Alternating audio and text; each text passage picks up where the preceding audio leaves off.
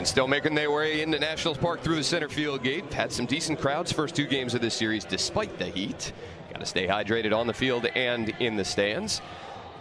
All-star rosters announced yesterday, and Alexa Dat has more. Yeah, Dan, Paul Skeens for the Pittsburgh Pirates becomes the first Pittsburgh player to be named to 3 consecutive All-Star games since Andrew McCutchen. Skeens currently ranks 4th among all pitchers in the NL in strikeouts, behind some notable names, one of them being his teammate Braxton Ashcraft. Paul said, "I was shocked that I was the only one, not too happy about it, but he is committed to pitching Tuesday versus the Braves and Sunday versus the Brewers on the Pirates' upcoming homestand. So he's going to attend the All-Star game, but he's not going to pitch. He hopes that opens the door for Ashcraft to be named as a replacement." For the Nationals, C.J. Abrams named an NL All-Star for the second time in his career. This will be his first time as the starting shortstop for the NL, voted by the fans. C.J. said, "The fans bring the electricity, and we've been getting it done for them." Meanwhile, James Wood making his second All-Star game appearance in as many seasons as a reserve in the NL outfield. He said, "I'm super grateful for being able to stay healthy and having a good group of teammates and coaches around me, helping me play at this level. I'm happy their hard work is being recognized." Thank you, Alexa. Cool for C.J. Abrams and James Wood to go in together. The Nationals acquiring them from the Padres in that Juan Soto trade. They've each been an All-Star once previously. They go in together this year. And Paul Skeens for his 3rd consecutive time. Pirates, here's their lineup for this series finale. Connor Griffin, Brandon Lau, Brian Reynolds the top 3, as Merlin Valdez, the red-hot 22-year-old, will be in the cleanup spot yet again. Andy Rodriguez gets his 2nd start of the series, and Jake Bangham will bat 9th. We are now ready for first pitch. Cade Cavalli had to wait a couple extra minutes. They were holding him until 1:05. First pitch fastball to the outer edge, and we're underway. We welcome in everyone who is watching the Mets and Braves game, now joining us here in D.C.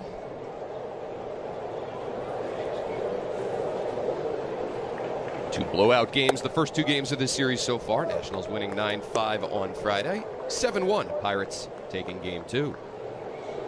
Yeah, take a look at Cade Cavalli. What he's been able to do as a big man. He has some fireball potential coming off a really, really good start. Two-seamer misses in. 2-1 to Connor Griffin. There's those numbers there, the opposing average at 259, and he's going to attack with a lot of different pitches he can work with. The one that's going to look more than anything is that sweeper against those left-handers. That's going to be a pretty effective pitch for him. Griffin 3 for 9 in this series. Swings through a fastball for strike 2. Going to be fascinating to see how Cavalli bounces back after his last start. Best start of his career. 7 innings, allowed just 1 unearned run. Gave up a hit to the first batter he faced. Ended up retiring 19 consecutive batters. Struck out a career-high 13. Had that benches clearing scuffle after he had some comments for Wilson Contreras. This one just wide of the first base bag and fell. Was suspended by Major League Baseball for 7 games, appealing that suspension. So able to pitch today. Blake Butera acknowledged to us before the game, with all that's been swirling off the field for Cade Cavalli over the last handful of days, he wonders how he'll be able to compose himself and pitch today. Yeah, a number of elements that come in. That obviously the mental part of that, but also the heat today. That also may play a part. And we talked earlier about Cade Cavalli's last couple starts. 197 pitches for those 2 starts. 100 this last, 97 the start before. So that may play a big factor in this game as well. Another 2-2 misses up to Griffin, and that fills the count. Griffin came off the IL on June 26th. A hit in 6 of his 7 games. Batting .310. Really finding it since his 20th birthday. Payoff pitch. Chopped up the middle. Abrams charges, gloves, and can't get a handle. So Connor Griffin, a leadoff infield single to start us off. Yeah, and that's what Connor Griffin can do when he's in the lineup. He's just so explosive. He can beat you in a lot of different ways, and with his legs is one of them. You can see him getting out of the box and getting down that line. Once that ball gets past the pitcher, you can almost put it in your pocket. C.J. Abrams come up trying to make a play, knowing the speed of Connor Griffin, but that probably was the one thing that had him rush. See how far C.J. had to go to field that ball. And now, if you're Cade Cavalli, you have to be concerned with the wheels of Griffin, who's stolen 19 bases in 20 attempts this season. Pirates have been active on the base paths the first 2 games of this series. 7 stolen bases overall. Griffin holds as a fastball sent past Brandon Lau. Yeah, how about Brandon Lau? That's one of the possible snubs, if you will. You don't know what will happen before the All-Star break, but leads all second basemen with 20 home runs, 60 RBIs on the season. What a great acquisition for the Pirates, being able to acquire him this offseason. Yeah, two-time All-Star. But he didn't play in either of those All-Star games because of injury. So you know he would really love to have that opportunity to do that. You see the rankings right there, what Brandon Lau's been able to do, and it's just been such an impactful bat for the Pirates. They went out to get left-handed power, and they ended up getting Brandon Lau, and he's really answered the call. He bunts and pops it up well over the Pirates dugout. Yeah, and this is kind of what Donnie Kelly, the manager of the Pittsburgh Pirates, really wants to see. Opportunities when the game presents itself with opportunity. Right there, Brandon Lau, even with the 20 home runs, looking to hand it over to Brian Reynolds on the on-deck circle when somebody's giving you a free hit. Get the ball down. Yeah, you've got Curtis Mead not even playing in the 6-hole. He's playing a shortstop position there, left side of the infield. Abrams shaded well up the middle. The 0-2 is fouled off left side. Yeah, you take a look at these homers for Brandon Lau. From foul pole to foul pole, he's been able to hit the ball on the other side of the wall and feed the fans, and it's pretty impressive. 17 on the pull side, but going straight away a couple times and going right down the left field line as well. One thing about Brandon Lau, he gets that backspin and carry. Check on Griffin. For somebody so small in stature, but just generates a lot of bat speed. Hit 31 homers with the Rays last year. Approaching Neil Walker's record for the most home runs by a Pirates second baseman in the franchise history. Just 3 shy of it already. It's hard to hear that, you know, when you have to reach the All-Star break, isn't it? Unbelievable. That's pretty special. Griffin started, then stopped at first as Lau fouls it off. Yeah, Cavalli making sure he uses a modified slide step to counter Griffin on first base. Well, Cavalli able to go those 100 pitches in his last start. Very pitch efficient despite the 13 strikeouts. But pitch count has been an issue for him this season. Went into that start at Boston, averaging north of 17 pitches per inning, which has prevented him from working deep into ball games consistently. Yeah, we got a balk right there called on Cavalli. He might have had that front knee, just a little buckle there. Umpires picked it up, and first base coach Tarek Brock pointed to it immediately. Mark Wegner, the home plate umpire, hopped out from behind the plate. So the balk moves Griffin into scoring position with nobody out. Now a chance for Lau, even without a hit, to move him over to third with fewer than 2 outs.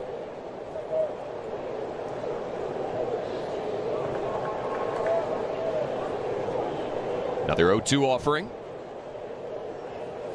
Got him. Fastball off the plate away, and Lau can't get there. Okay, Cavalli, he can bring it different ways. You can take a look at his arsenal and what he'll attack with. He has good four-seam fastball. That knuckle curveball and sweeper do have the same type of shape to it. Little modification there. The sinker he'll use the changeup, and then you see the slug against each of those. That four-seam fastball is the one thing both of these teams do really well. They hit the four-seam fastball extremely well. Statcast 3D powered by Google Cloud. So Lau down on strikes. Now Brian Reynolds. Here's another one of those Pirates that feel like they could have had a potential to have some All-Star potential there. Maybe a snub, if you will. It's always tough to make it as an outfielder for the All-Star game, but Brian Reynolds put together a nice season. OPS plus over 130 this year for Reynolds. Had his streak of 4 straight 20-plus homer seasons snapped last year. We're right back on track this season, batting .284. 12 homers, 55 driven in. And a nice series here in D.C. 4 for 10 with a homer, a double, and 2 RBIs. Grounds this one down to first for Luis Garcia Jr. Griffin to third on the second out. Check out the Nationals defense here today. Lyle, Cruz, and Wood from left to right in the outfield.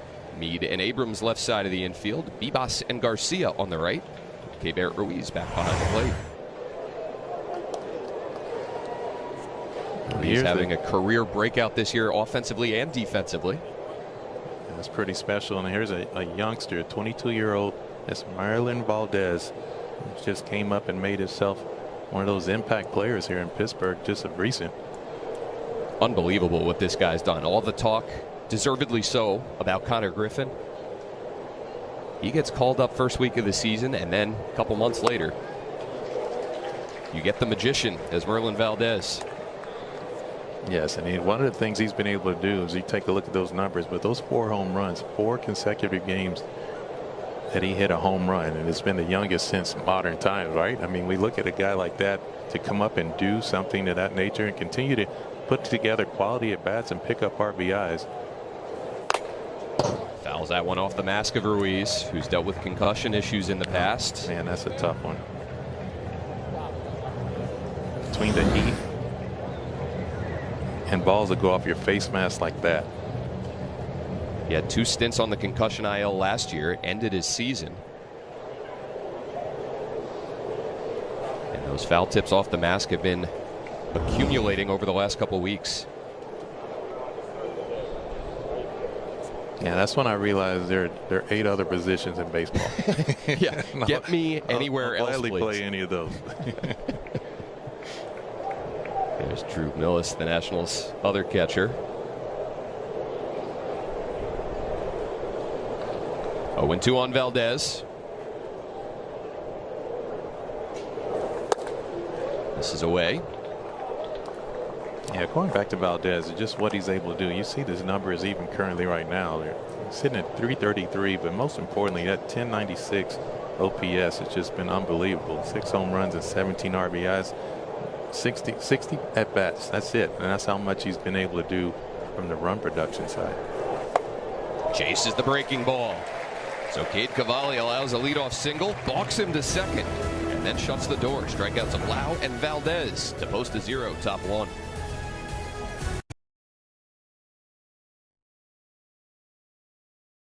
The stand here at National Park today. Last game of a 3-game set between the Pirates and the Nationals. Here's the Nats lineup, loading up on lefties with the right-hander Chandler on the mound. Wood, Garcia, Meade the top 3. C.J. Abrams along with James Wood, the Nationals all-stars. Abrams batting in the cleanup spot. Jose Tena the DH yet again. Vivas and Ruiz round out the 9. Got to be ready on the first pitch to James Wood. He takes the fastball up from Bubba Chandler. Yeah, Bubba Chandler, he's going to attack with that good 4-seam fastball that can reach triple digits. You see his numbers there, opposing average at 220. With this fastball hitting team the Nationals have, it's one of the things he's going to want to be able to have command of early. You don't want to fall behind against this team. Well, James Wood sent one into the upper deck in right field on the first pitch he saw yesterday. Home run number 23 on the season, 7th leadoff homer of the year. And ahead in the count here, 3-0. Yeah, and he's been prone to take his walks. That's been the one thing that's been so impressive about him. People talk about the strikeouts. That's one thing, but he's been known to take his walks as well. And he takes one here on 4 pitches from Chandler. Walks have been an issue for Bubba Chandler this season. Now the 49th that he's surrendered in 85 2/3 innings this year. Yeah, Bubba Chandler, he's going to hit you with 3 or 4 different pitches consistently, but that 4-seam fastball is going to be the one. The slider he'll use also. The changeup is a really good changeup with a lot of depth to it. Sweeper, sinker, and curveball not used as much. But you always got to look for that 4-seam fastball for Bubba. Back in the zone there to Luis Garcia Jr. Reigning National League Player of the Week. Adding 280 on the season. 3rd highest slugging percentage in the National League, behind just Kyle Schwarber and Juan Soto. And over his last 7 games, 5 homers and 13 driven in.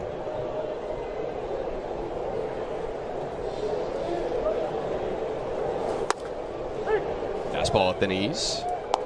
1-2.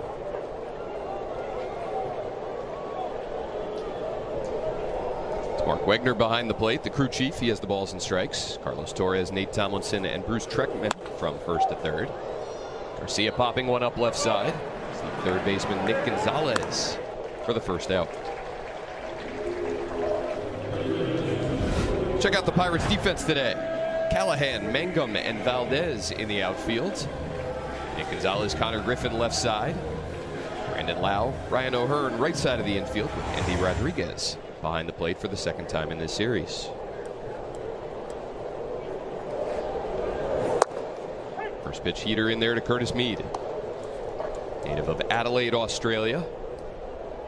Picked up in a trade with the White Sox early on this season and has become a key contributor for this Nationals team. 14 homers and 39 driven in.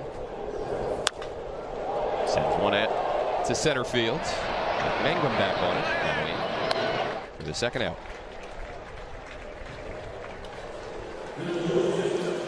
Yeah, you know, one of the things I was looking at earlier with Bubba Chandler and that four-seam fastball, and just the type of guys that actually, like you said, both teams hit the fastball, four-seam fastball extremely well, but especially C.J. Abrams. He's just been amazing, hitting a 366 with a 1047 OPS. I mean, these are the type of guys that Bubba has to make sure he lands those secondary pitches against. So Abrams with two down. Swings first pitch and hits one out to right. Fairly deep. Valdez was set up short of the track. So both teams get a leadoff man aboard. Can't do anything with it. Scoreless in D.C. to the second.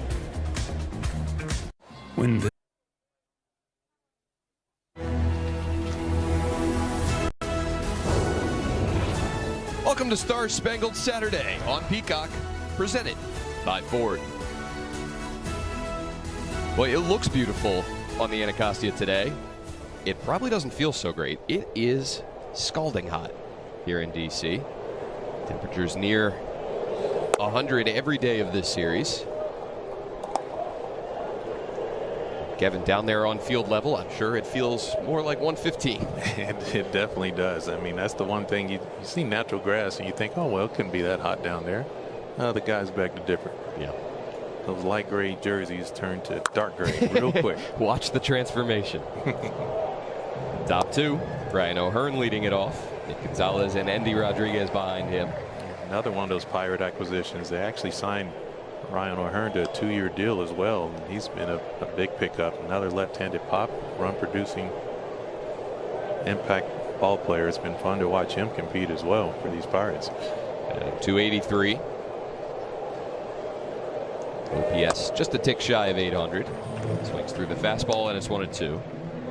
Yeah, you're not going to bat 1,000 on all of your offseason additions, but with Lau and O'Hearn, Mangum, Mangum, you know, you got those guys in there that are impacting the club. Ozuna, obviously, he's one of the guys that's had a tough year, but he's been one of those guys that's been a big impact in the clubhouse and being able to communicate with some of the young ones. You think about Esmeralda Valdez and his transition to the big leagues, and Ozuna has played a part of that as well. So, and I can't say enough about O'Neal Cruz and the absence of that. You see Marcell Ozuna there with a big smile, keeping it light. Cutter misses in. That's a pitch Cavalli's been mixing in more lately. Tell you what, that's a good pitch too. That's one of those, I feel like the neutralizing pitch to left-handers. At the hands? Oh yeah, the cutter itself is just something running into those lefties that is hard. Cavalli already has a good arm. 3-2, misses away. So O'Hearn aboard with a leadoff walk. Well, we mentioned O'Neal Cruz.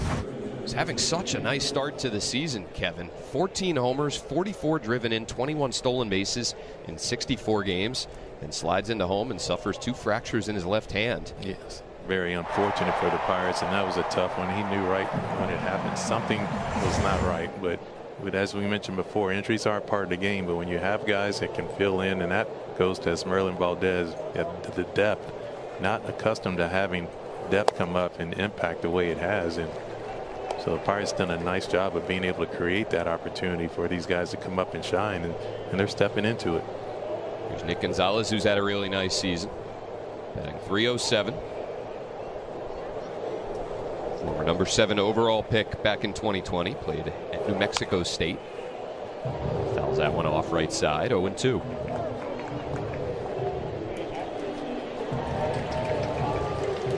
You're going to keep a good eye on these pitchers today, without a doubt. With this heat, it has been something to work with. They got being able to watch their compadres, if you will, go out and do it earlier in the last couple of games. Well, pulled Foster Griffin after just 5 innings and 83 pitches on Friday. Being mindful of the temperatures, of his workload. We'll see how they handle Cavalli today.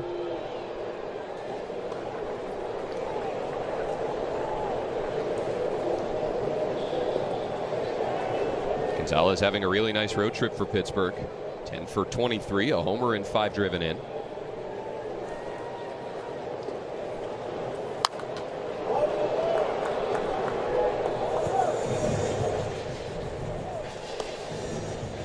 Really is remarkable what the Pirates have been able to do this season. Last year, 30th in Major League Baseball in runs per game, 30th in homers. They only hit 117 all season. They're already 5 shy of that this season through 90 games. Ground ball left side and through. So 2 aboard here for the Pirates in the second with nobody out. Nick Gonzalez continues to get hits. I mean, again, not a guy that you see a lot of power, but has 4 home runs on the year. But this is what he does well. He just finds a way to get hits. You see that pitch and being able to work with 2 strikes, being able to put the ball in play, limit the strikeouts, and find a hole. Cutting down the strikeouts are always a big part. Just put the ball in play somewhere. You never know. Nationals pinch at the corners as Cavalli flips in a curveball to Endy Rodriguez. Rodriguez, 26 years of age, from the Dominican Republic. Missed most of the last 2 years due to 2 separate elbow surgeries. But on a roster where they have a former #1 overall pick as part of a catching duo, it's Endy Rodriguez that has stepped up and become a really nice piece for the Pirates. Yes, he really has stepped up, hitting .260 on the year, 872 OPS, but most importantly, a .393 on base percentage is huge for a team that wasn't getting much from that catching position at all offensively. And so Endy has stepped up and handled the pitching staff well as we go along with that. Chops one down to first. Garcia works around it, flips to Cavalli covering. Productive out there by Gonzalez. 2 runners move up. O'Hearn to third. Gonzalez to second with 1 away. Really efficient. You like to see those guys getting down the line and doing their job, being able to get guys over. Situational hitting such a big part of this game. We mentioned before, these 2 teams can put the ball on the other side of the wall, but these are the opportunities that you really look for. How do you score without the long ball? Sometimes this is the key. Now the Nationals will bring their infield in and see if they can cut down to play at the plate. Well, the Pirates scored without the long ball yesterday. 7 runs without an extra base hit. 11 singles. Here's Tyler Callahan. Taking ball 1. Callahan, a 3rd rounder of the Reds back in 2019. Acquired by the Pirates in March. A lot of defensive versatility for him. Offensively, 3 homers, 13 driven in.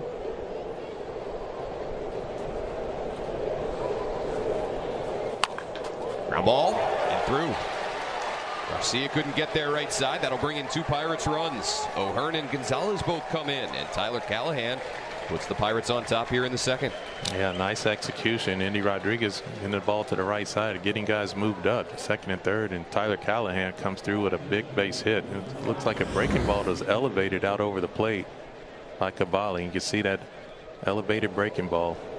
The infield drawn in. He's able to shoot that into the outfield grass right there. And when you know the Pirates are scoring early, they've done a great job of scoring early this season too. That's another thing that they've done extremely well. And another similarity they have in common with the Nationals.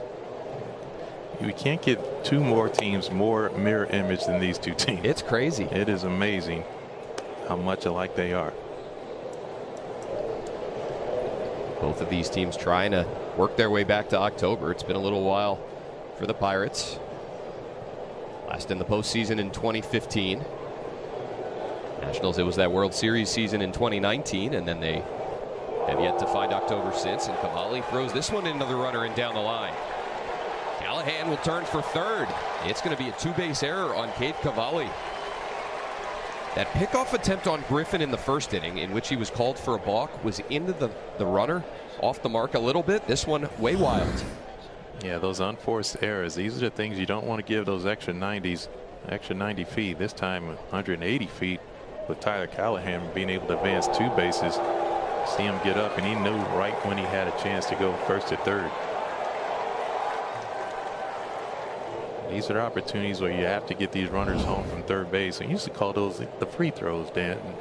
You know, you have to get those free throws. Yeah. So important. Well, Jake Mangum has been such a pest. Viewing it from the other side over the course of this season series matchup. Guy that extends at bats, puts the ball in play. He'll look to add to the Pirates' lead 2-0 here in the second. Want more MLB stats? Just ask Siri. What pitcher has recorded the most strikeouts in MLB history? So Cavalli in a jam here, has already allowed 2 runs here in this frame. Now Callahan standing off of third, just 1 out. And here's Mangum batting .307 this season.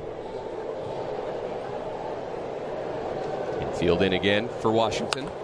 Mangum slaps one left field, foul. Yeah, this is where Kay Cavalli can actually do some good work if he can get to 2 strikes.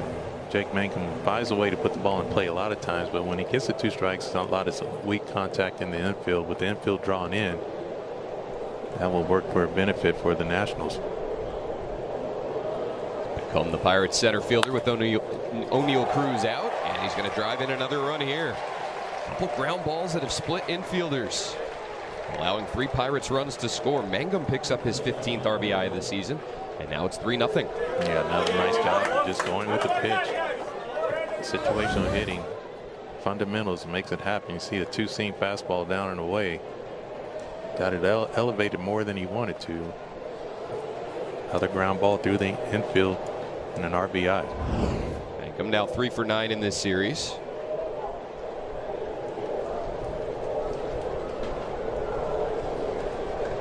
And another long inning for Cavalli.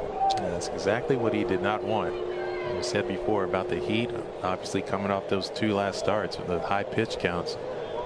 It's the one thing that Cavalli did not want to have to deal with.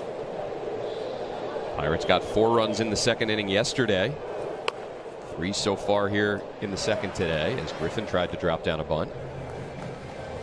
Now these are these areas, as we said before, both teams, they just find a way to get runners out there, and because they have long ball potential, at the top of the lineup, you get guys in there, and next thing you know, you're putting up crooked numbers on the scoreboard just because you have that power and you have some speed. Blake Butera, first-year Nationals manager. Griffin reached on an infield single to start the ball game. Takes ball 1. Now you take a look at some of those season comparisons for these 2 teams, and when we say they're evenly matched, they are literally evenly matched across the board. It's pretty fun to watch. Got a chance to talk to both managers earlier. It was almost like we said before, you can take one from the dugout and put him in the other side, and they'd have the same issues. Yeah, good ones and bad ones. Yeah, that's true. Both leaning on their offense. Don Kelly maybe not getting quite as much from his starting rotation as people would expect. Swing and a miss by Griffin to make it 2-2. Yes, and talking to those managers, thinking about what the second half of the season looks like and what they want to improve. And obviously that was a big one for Donnie Kelly and these Pirates. Improve on their starting pitching, being able to pitch a little deeper in games more efficiently. And that would help that bullpen struggles that they've had the first half of the season. The 2-2 misses low. Count goes full to Griffin. You almost guarantee right here that Jake Mangum at first base is going to be on the run here with 1 out. A 3-2 count to Connor Griffin. Pirates have been a lot more aggressive in stolen base attempts as of late this summer. Cavalli's 24th pitch of the frame. Come after a check on Mangum. Mangum 17 stolen bases in 22 attempts this year. Pirates overall the 5th most stolen bases in Major League Baseball. Nationals ranking 2nd, so another similarity there. Both teams can score in multiple ways. Ground ball left side. Chance for 2. Meade to second for 1. Relay. Not in time. Going to have to be a perfect around the horn double play for the Nationals to turn it with Griffin's speed. But a hard 90 from the 20-year-old, and the second inning continues. Yeah, really shocked to see Jake Mangum not going there. So you almost have a little bit of concern about why he wasn't running. See Connor Griffin as he gets down the line. Just picks him up and puts him down. It's going to be hard to double him up on any chance.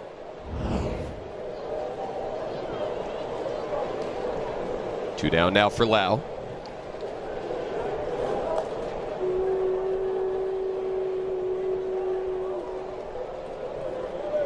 His 60 RBIs, tied for 7th most in Major League Baseball.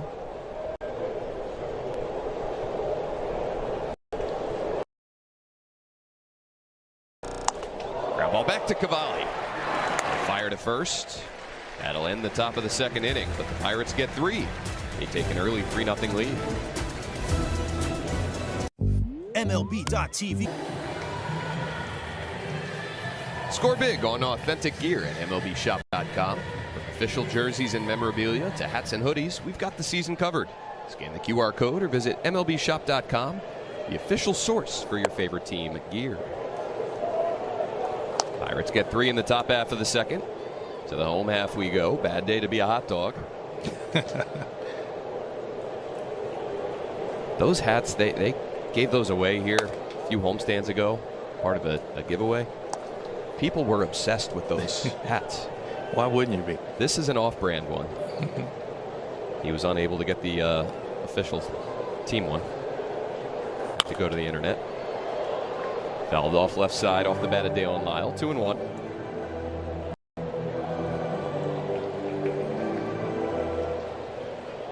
Lyle starting to find the form that he showed last September when he was NL Player of the Month as a rookie. In this series, 5 for 8, a double, 2 homers, 4 driven in.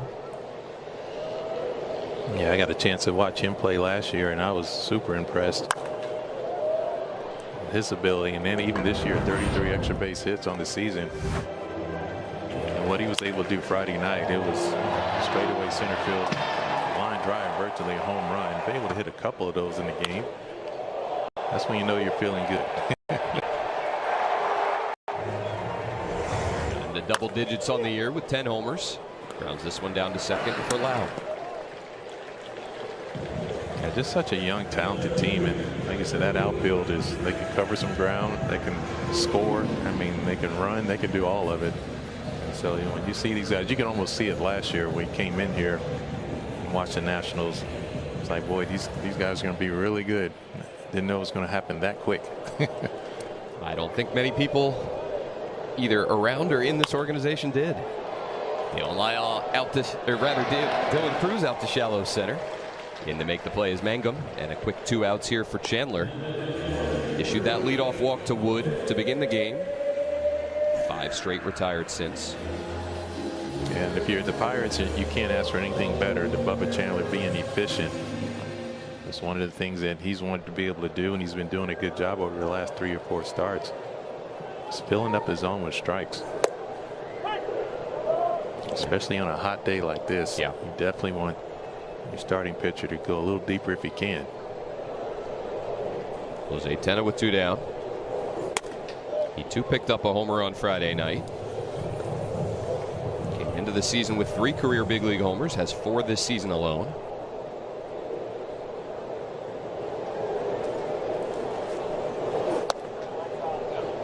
Two and 1.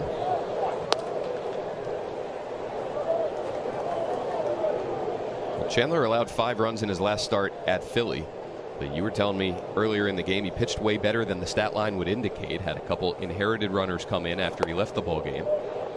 Yeah, he really did. He pitched well against some really good, as we know, Phillies offense. Those guys at home, they can put up some numbers with the best of them, but it's a 2-0 ball game going into the 7th. Gave up a couple runs, a couple hits on some routine little 3-hoppers through the infield, and next thing you know, Jose Tena laces one out to right. That'll fall for a 2-out single. First hit of the day for Washington. Yeah, and so Bubba Chandler is just looking to pick up where he left off. And take a look at the pitch and the location up out over the plate in the middle. Those pitches usually get hit pretty hard at the big league level. Especially in a 3-1 count, yeah. 104 off the bat of Tenna. Extends the home half of the second to Jorbit Bibas.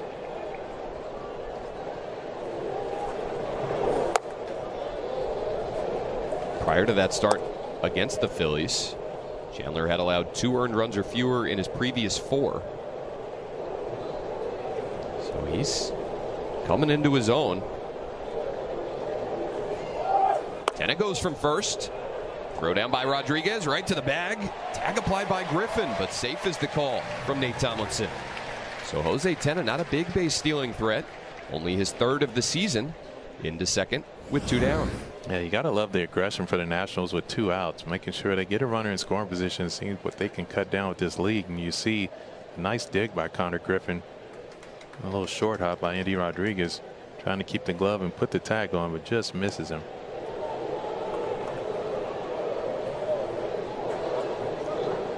Pirates took a good long look in their dugout before saying they would not challenge. Yeah, I see Andy Rodriguez just disappointed. Couldn't get that ball there in the air.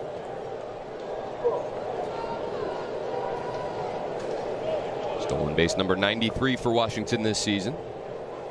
Tenna in scoring position for Bibas, who started the year 0 for 25 with runners in scoring position. And of late, trending in the right direction on that front.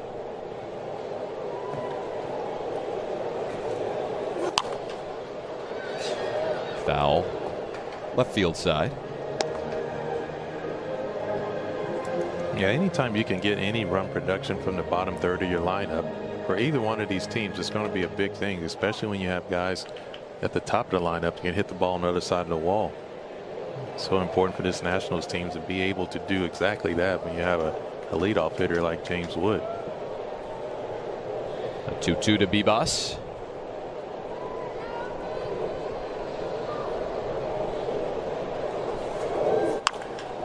Hit in the air out to left center. That'll push Mangum back. At the edge of the track, he has it. 3-0 Pittsburgh through 2.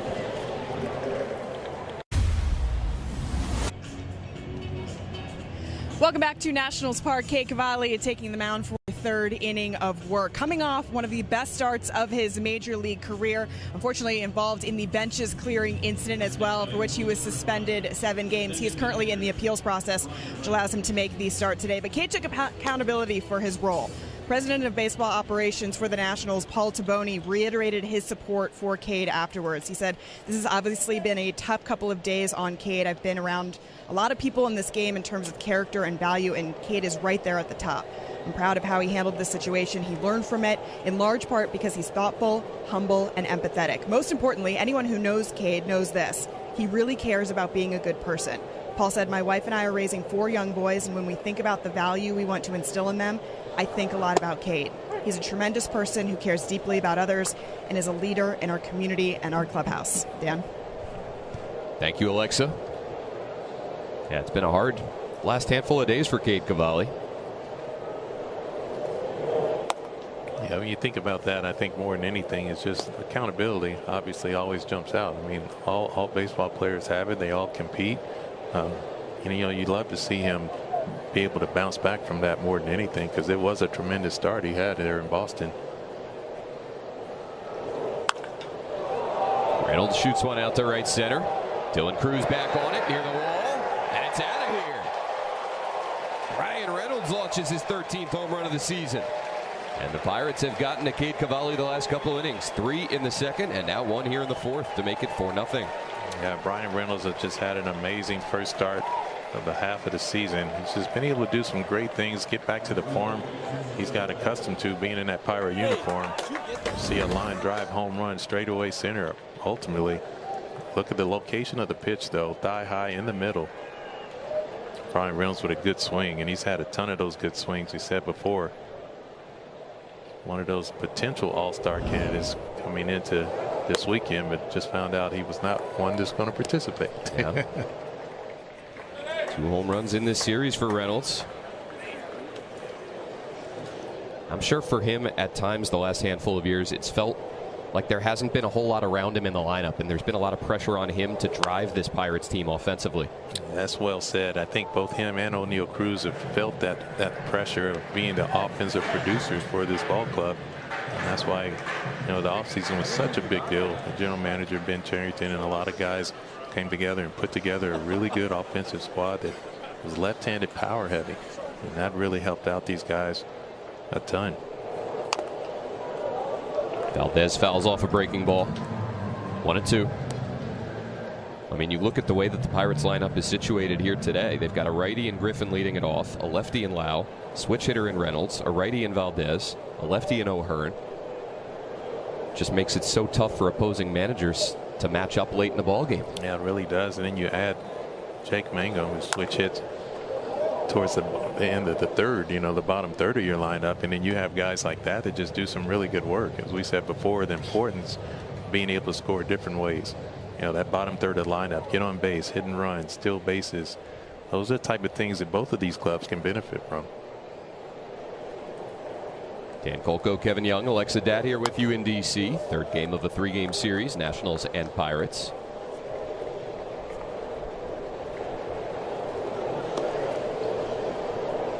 Merlin Valdez a hit in 11 of his last 12 ball games, batting .476 in that span, 10 extra base hits, 12 driven in, and 11 runs scored.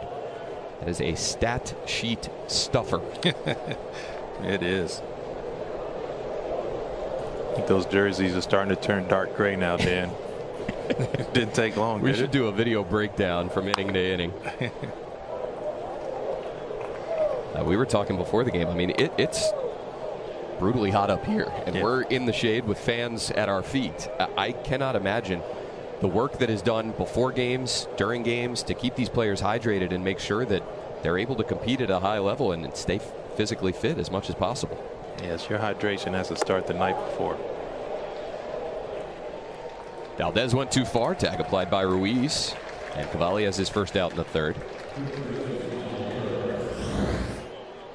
You can see this is why hitters have strong forearms and strong hands. They try to hold that back. You don't want that check swing, but as Merlin Valdez, the 22-year-old, could not hold that one back. Well, we're in a strikeout so far here in the third inning. Now Ryan O'Hearn walked and scored in the second.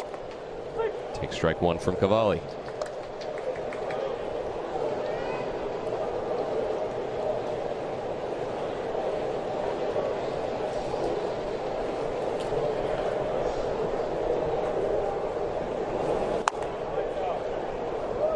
Just misses the outer edge. Ball and a strike.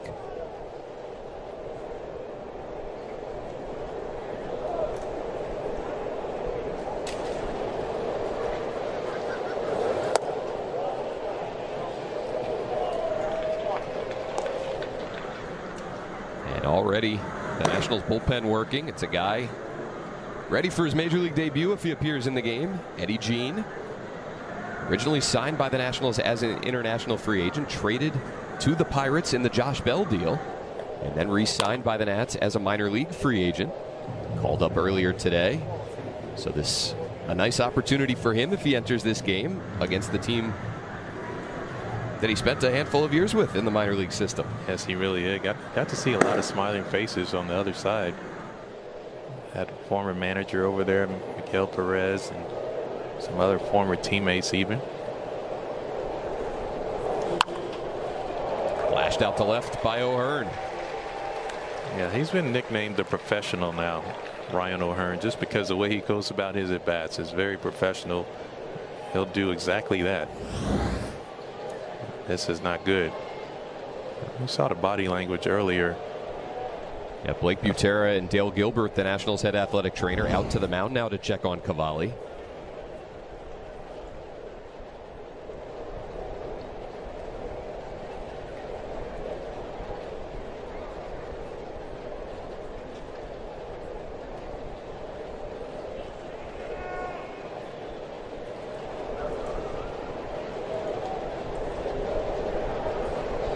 Yeah, hopefully he's okay. I mean, you just don't know what it is, but I feel like, it's definitely heat is always going to play a big part of it.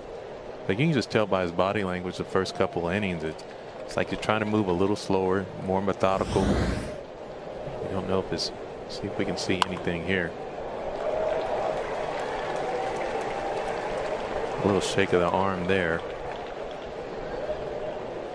It is so sweaty though out there. It is. Never know what guys are doing with arm movements to maybe shake some sweat off. The last four-seam fastball that Cavalli threw, it's a guy that averages around 96, 97 with that four-seamer. Last four-seamer he threw was 94.6 in the at-bat to Valdez. That one at 95, missing up to Nick Gonzalez. 3 starts ago, Cavalli went just 2 2/3 at Tampa Bay. Had been battling food poisoning leading into that start. But as Kevin mentioned earlier, last 2 starts have been dynamite. 13 innings, 20 strikeouts. Fouled off by Gonzalez. Ball and a strike. Yeah, such a great arm talent. I mean, he really is. You think about the journey, and every journey of a pitcher like this, they go through adversity. Any Tommy John, the rehab, the mental part, all the stuff that comes with that. I mean, it's just hats off to these guys and how they are able to go through that and come back and be effective at the major league level. Fastball misses in. 2 balls, 1 strike. That four-seamer at 93.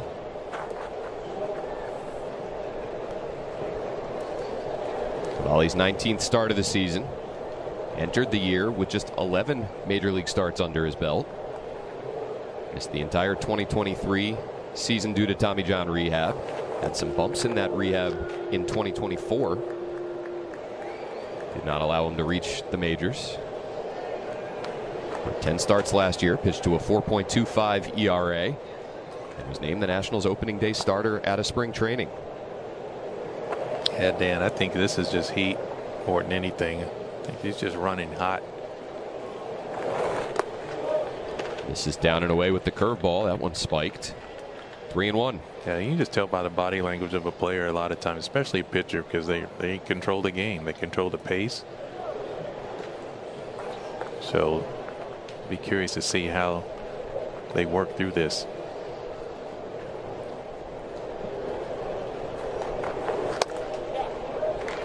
Missing away, and Gabriel Ruiz wants the challenge.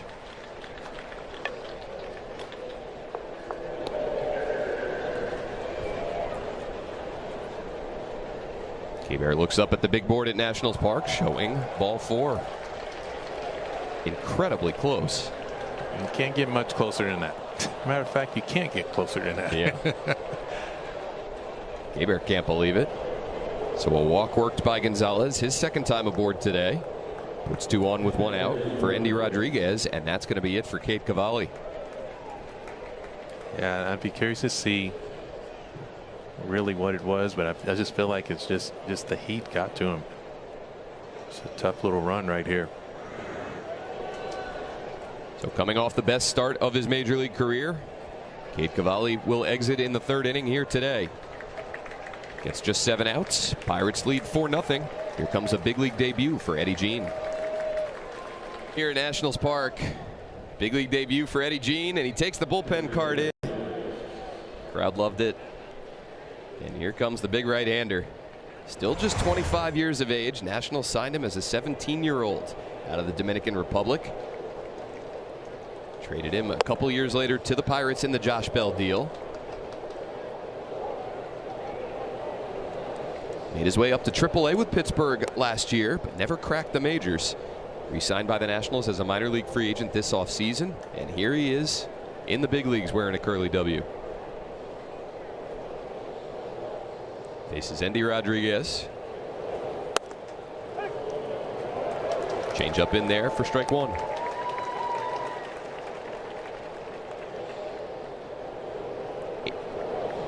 Eight years in the minors. Grinding his way for this opportunity.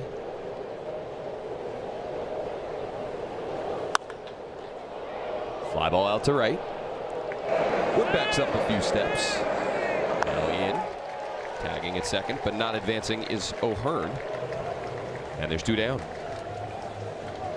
Yeah, if you're Eddie Jean, you have to be pretty excited to get that, record that first out.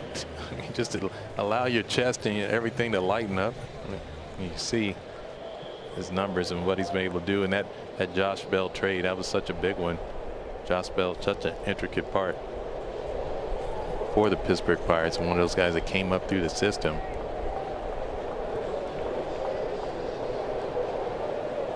See the numbers at AAA Rochester this year in the Nationals organization. Walks have been a factor, 19 of them in 40 innings. It's been a factor really his whole career, as Callahan pushes a bunt foul. Sometimes you just need to get to the big leagues, and all of a sudden all your problems go away. You start finding the zone more consistently. Well, things can change in the big leagues, including maybe the pronunciation of your last name. That's so true. Was known throughout the Nationals minor league system and the Pirates as Eddie Yeen. We were told earlier today, correct pronunciation is with the soft J, Gene. By him. By him. That's the best part. It's different if you heard it for someone else, but I was like, wait a minute, you made it to the big leagues, you had a name change. Artist formerly known as. He's rebranded. I like it. An 0-2 to Callahan. Hit out to right, foul. Has to be so special for him, though, not just making the big leagues. Doing it for the team that originally signed him and against a team that he built such significant ties with over the last bunch of years.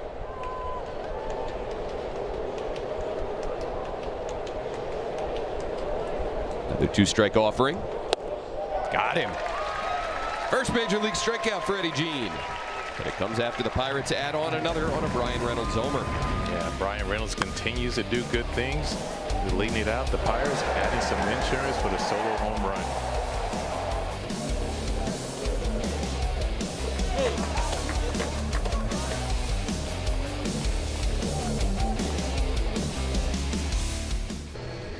Hey, there's a cone. They brought it with them. They actually got it into the ballpark. Yeah, is that among the approved items to be brought into a yard? Depends on which yard. Yeah, I guess it does. Yeah, that cone has gotten a lot of play over the course of the first half of the season. You over it? No. Okay. No. I'll ask you off the air. Yeah. As long as you stay above 500, I'm good. Yeah, fair enough. That's where the Pirates are entering today's action, 45-45. 4 games back of the final wild card spot in the National League. That's a game above them. Gabriel Ruiz grounds one foul. He leads off the home half of the third inning with Wood and Garcia behind him. Nationals looking to win their first season series against the Pirates since 2021. And that's hard to believe. Don Kelly's done such a nice job as the Pirates skipper. Took over midway through last year. Derek Shelton let go after 38 games. Kelly's Pirates last year just 6 games under 500 after he took over, 59-65 under his stewardship. Man, that is with the worst offense in Major League Baseball last year. Impressive. It does speak volumes into the type of hire when you name a manager like Don Kelly, who's from Pittsburgh. I mean, that Pittsburgh's a unique place. I mean, people know and understand each other extremely well. They know about the city. They know about the fight, the blue collar mentality, and so needless to say, he's the right man for the job. Ruiz fouls off another. Count remains 2-2. You played 12 years in the majors. You played 11 of those 12 in Pittsburgh.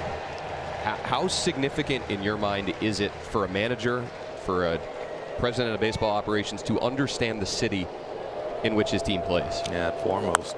I mean, it's so important. I mean, because it is the pulse. It is the pulse of your city. It's exactly what you call it as. I mean, you have guys that go out and they be able to compete not only on the field but also be a part of the community as well. And so Pittsburgh is that close-knit type of city. It's a small city in that way, but you know, people really love their sports.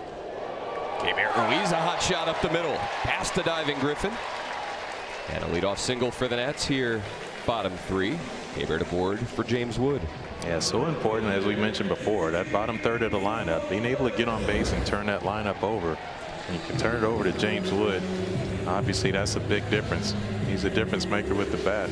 And now an all-star for 2026 as well. But yeah, you know, you turn it over to a guy with 22 home runs. I mean, that's pretty special before the all-star break. Many people here in D.C. feeling that James Wood should be a National League starter. He makes it in as a reserve. Second straight year making the Midsummer Classic for Wood. Swings through a high heater at 100. Ball on a strike. Now there's a look at, how about that for your NL rank? First in a lot of those categories, and we said before, a lot of that comes off that good fastball. He can hit the fastball. Hitting 362 against a four-seam fastball this year. Over 1,100 OPS, so this is a good matchup with him and Bubba Chandler. Yeah, best on best here. The 2-1. Flips in a curveball. 2-2. Wood 77 runs scored to this point in the season, not only leading Major League Baseball, but 15 more than the next closest player. Wow. That's having a heck of a first half. Takes that breaking ball below the zone. 3-2. Like Butera was asked earlier today, does Wood's strikeout total bother you? Is there something there that can be fixed? Is it something that you don't really think much about going forward? Basically said, we're going to let James Wood lead off every day. He's going to walk a lot. He's going to get on base a ton. If he strikes out, he strikes out. Ball down to first. To the bag goes O'Hearn, then throws to second, but Ruiz in ahead of the throw. So Wood retired on the 3 unassisted, and Ruiz into scoring position with 1 away. Yeah, I like both plays on that. Ryan O'Hearn, just make sure you get an out. You have a 4-run lead, get the out, and then go ahead and make that throw to the shortstop just to see. Maybe you see you slide past the bag, or the foot or hand comes off the bag, but that's not a double play ball. Make sure you get the main out. You can throw, maybe get the backside, maybe a pop-up slide or anything. You know, Dan, but going back to what you said about James Wood and the strikeout totals, I mean, this is a guy, if he's going to hit leadoff as he has done the entire season, he may reach 700 plate appearances easily. Right. So now all of a sudden 150 strikeouts doesn't look as bad. Oh, Garcia, high fly ball out to right, and it's out of here. Luis Garcia Jr., his 6th home run in his last 8 games, his 19th of the season. And he cuts the deficit in half here for Washington. 4-2 Pirates. yes, he's been doing it at a really, really good clip over the last several weeks. We mentioned before, a lot of pop in the bat. These lefties in this lineup, they can turn the scoreboard around really quickly. Garcia Jr. just did that.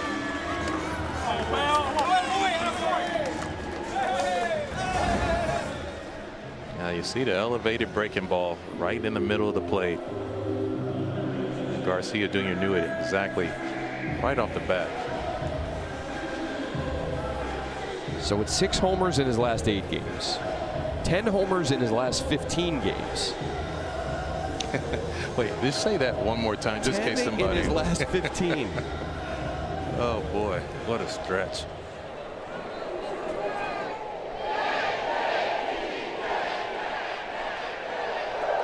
Let's get on the board here in the home half of the third, and a pitch up and into Mead spins him out of there.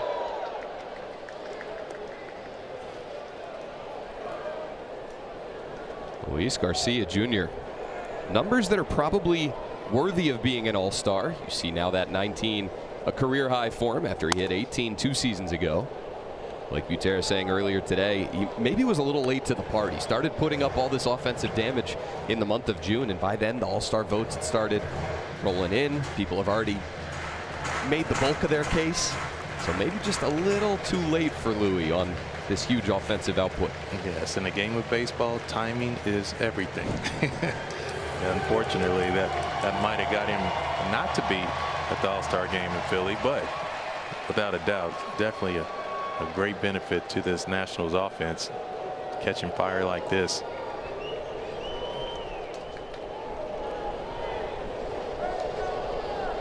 One and one the count on Mead. Takes a slider up. And now Garcia 64 RBIs this season. He's leapt over Jordan Walker and Andy Pages along with Alec Burleson, for the most in the National League. And it's happened so quickly. I tell you what, I mean, you hit 10 home runs in 15 games. I'm like, I mean, that's something you don't even do when you're playing a PlayStation. I mean, it's something different. It's 42 RBIs since May 24th.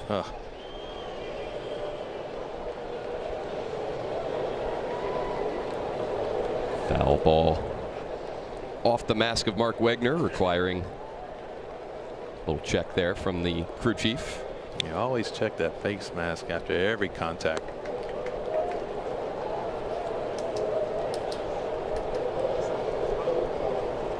Especially when you have high velocity on the mound. Yeah. 100-mile-per-hour fastballs. No messing around. Chandler ready again. The 2-2 to Meade. Hit on the ground left side. Griffin gets a glove on it. Hops to his feet. Fires his strike, but Meade too quick. Great effort over there on the left side of the infield. Gonzalez couldn't get there. Griffin could, but Meade legs out at infield single. Yeah, more importantly, now the time run comes to the plate is C.J. Abrams, the newly appointed All-Star for the 2026 All-Star game. See Connor Griffin, once he gets to this ball, I think if he comes up with it clean, believe it or not, his arm talent is really good. Ball kind of dribbled away from him when he hit the ground. Abrams swinging first pitch again, fouls it off. Yeah, Bubba Chandler challenging C.J. Abrams with that good fastball. Not sure that you want to do that twice in one at bat. Abrams has seen his average come down over the last couple weeks, now at 269. Had a game where he was scratched with some left side tightness, and since then he's had a couple extra base hits, had some big swings, but strikeouts have risen, swing percentage has risen. Overall, though, for Abrams in this first half, pretty darn consistent. Behind Chandler, 0-2. Sends a ground ball out to second. To his left is Lau. Had to wait for O'Hearn to get back to the bag and ran out of time. Kevin, you played so many years at first base. You go for the ball, but then you have to scamper back to the bag if you don't get there. Yeah, that's just a lock on Bubba Chandler there, not getting over on the ball to the right side. Just look at Bubba just standing watching from the mound, and then he realizes by that time there's no recovery. Those mental lapses that can really hurt you as a young player. Now Bubba Chandler has to regroup and now pitch his way out of this first and second situation here with one out. So now a long half inning for Chandler on the mound. Through just 27 pitches through his first two frames. He's given up 4 hits here in this inning. Last 2 infield singles by Meade and Abrams, and now Dale and Lyle. Well hit out to second, chance for 2. Lau to Griffin. On to O'Hearn, and a 4-6-3, huge for Chandler to get him out of the third. But Luis Garcia Jr. turns a 4-0 game into a 4-2 ball game. 19 home runs on the year for Garcia, a new career high. Through 3 in D.C.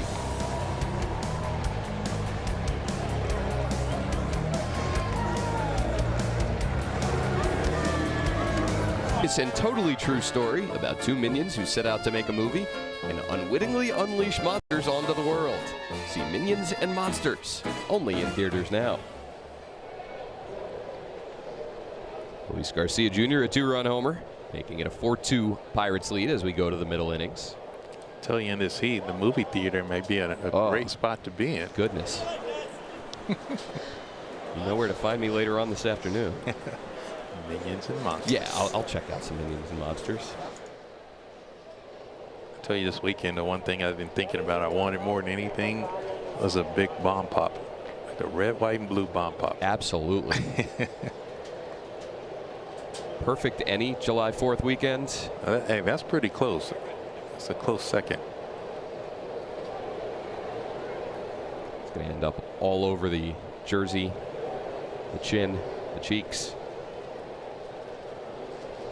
Eddie Jean back on the mound for Washington. Fires a first pitch two-seamer away to Jake Mangum. Mangum 3 for 9 in this series. More fans with fans.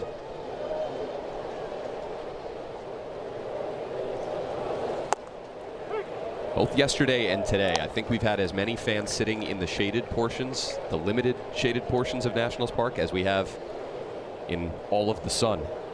And I can't blame them. And as the earth rotates, so shall the fans. They'll rotate to the shade as well. 1-2 on Mangum. 30-year-old from Mississippi who's been traded 3 of the last 4 Decembers. Debuted last year with the Rays, put up solid offensive numbers. Sent to the Pirates this offseason, fouls that one off. And he's been somewhat of an X factor for this Pirates team as well, being able to play all 3 outfield positions, and then the speed element, and having that come into the organization at the major league level was really big for this Pirates team, because they did need some guys that can do something different.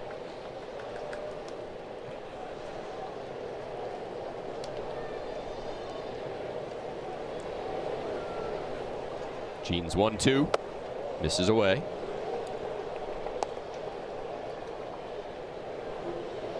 The SEC's all-time hit king at Mississippi State. And he's hit this year. Came into the game batting .307, 9th best in baseball among hitters with at least 150 plate appearances. Foul tip. Keibert Ruiz says he held it. Mark Wagner disagrees. We'll do the old baseball check. And he's going to say that foul tip was held. Jake Mangum livid.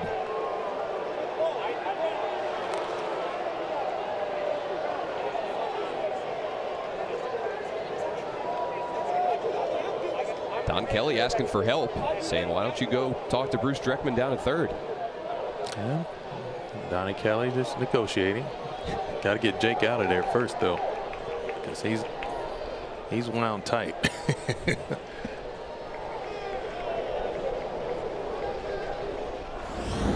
Everybody taking a walk up the third base line now as we take a look. Let's see if you see any dirt pick up. Tough to tell if that was baseball or glove hitting the dirt. Yeah, that's definitely glove. Let's take a look at this angle. That's a tough one there. You almost feel like that you need another angle. Nonetheless, fortunately for Jake Mangum, goes as a punch out. Staring back at it the whole way. Call is upheld. So Mangum down on strikes. Back-to-back strikeouts for Jean of Callahan and Mangum. It's nice to have baseball players that just hate to strike out, though. I think that's the biggest takeaway from that. Nowadays, guys are like, oh, you know, take strikeouts a little differently than we did when we were growing up. Remember days, Dan, back in the day in Little League, I used to cry after I struck out. Yeah, I don't know if that's happening in professional baseball today. Anywhere now. Yeah. 2-0 to Griffin. But it was a badge of honor, right, to go a week-long stretch, a month-long stretch with very few strikeouts, and it has just become more tolerated, accepted in today's game. Yeah, I mean, like you said, it is some turnaround to it. Some guys do impact the ball with 2 strikes a little differently. And Connor Griffin draws a walk here, a 1 out. But I do, you know, like you said, if you have a diverse lineup, you have some guys that are able to do that extremely well, like you say, maybe a Jake Mangum. You have some other guys maybe that don't. O'Neal Cruz might have more pop in his bat. Right. So that, you know, you just want to limit the strikeouts, but you know, every team has their own thing, but it's nice to have, you know, like I said, some diversity in your lineup where you can use both sides of that to your advantage. Griffin aboard for Brandon Lau.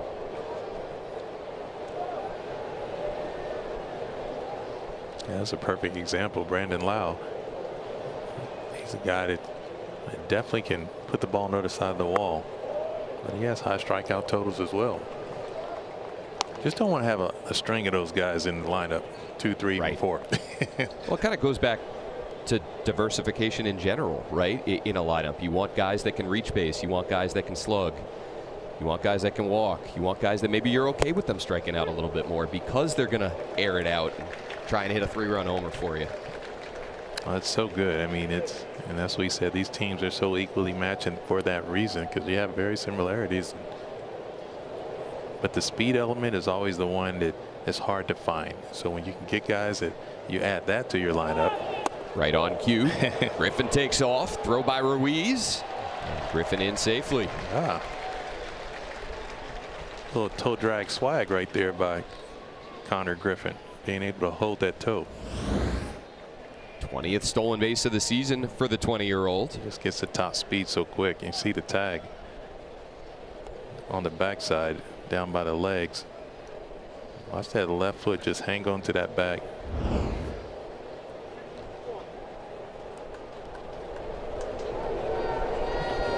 That brown jersey now, because it's so wet. Yeah. Just That'll dry out in a hurry. yeah, you see where C.J. Abrams makes a tag. We just get the tag straight down on the calf muscle. Dropped it down on there. It was a bang bang play. 3-1 now on Lau.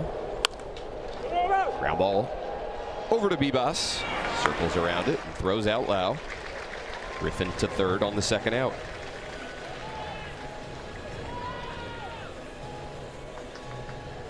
That'll bring up Brian Reynolds, who homered out to center last inning.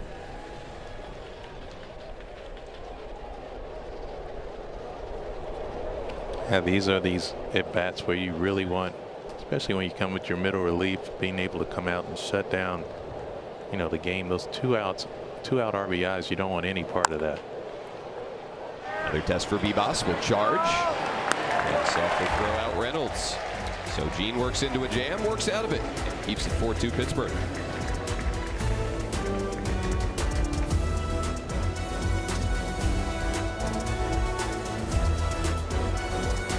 This dugout named an all-star yet again yesterday, but not going into the break.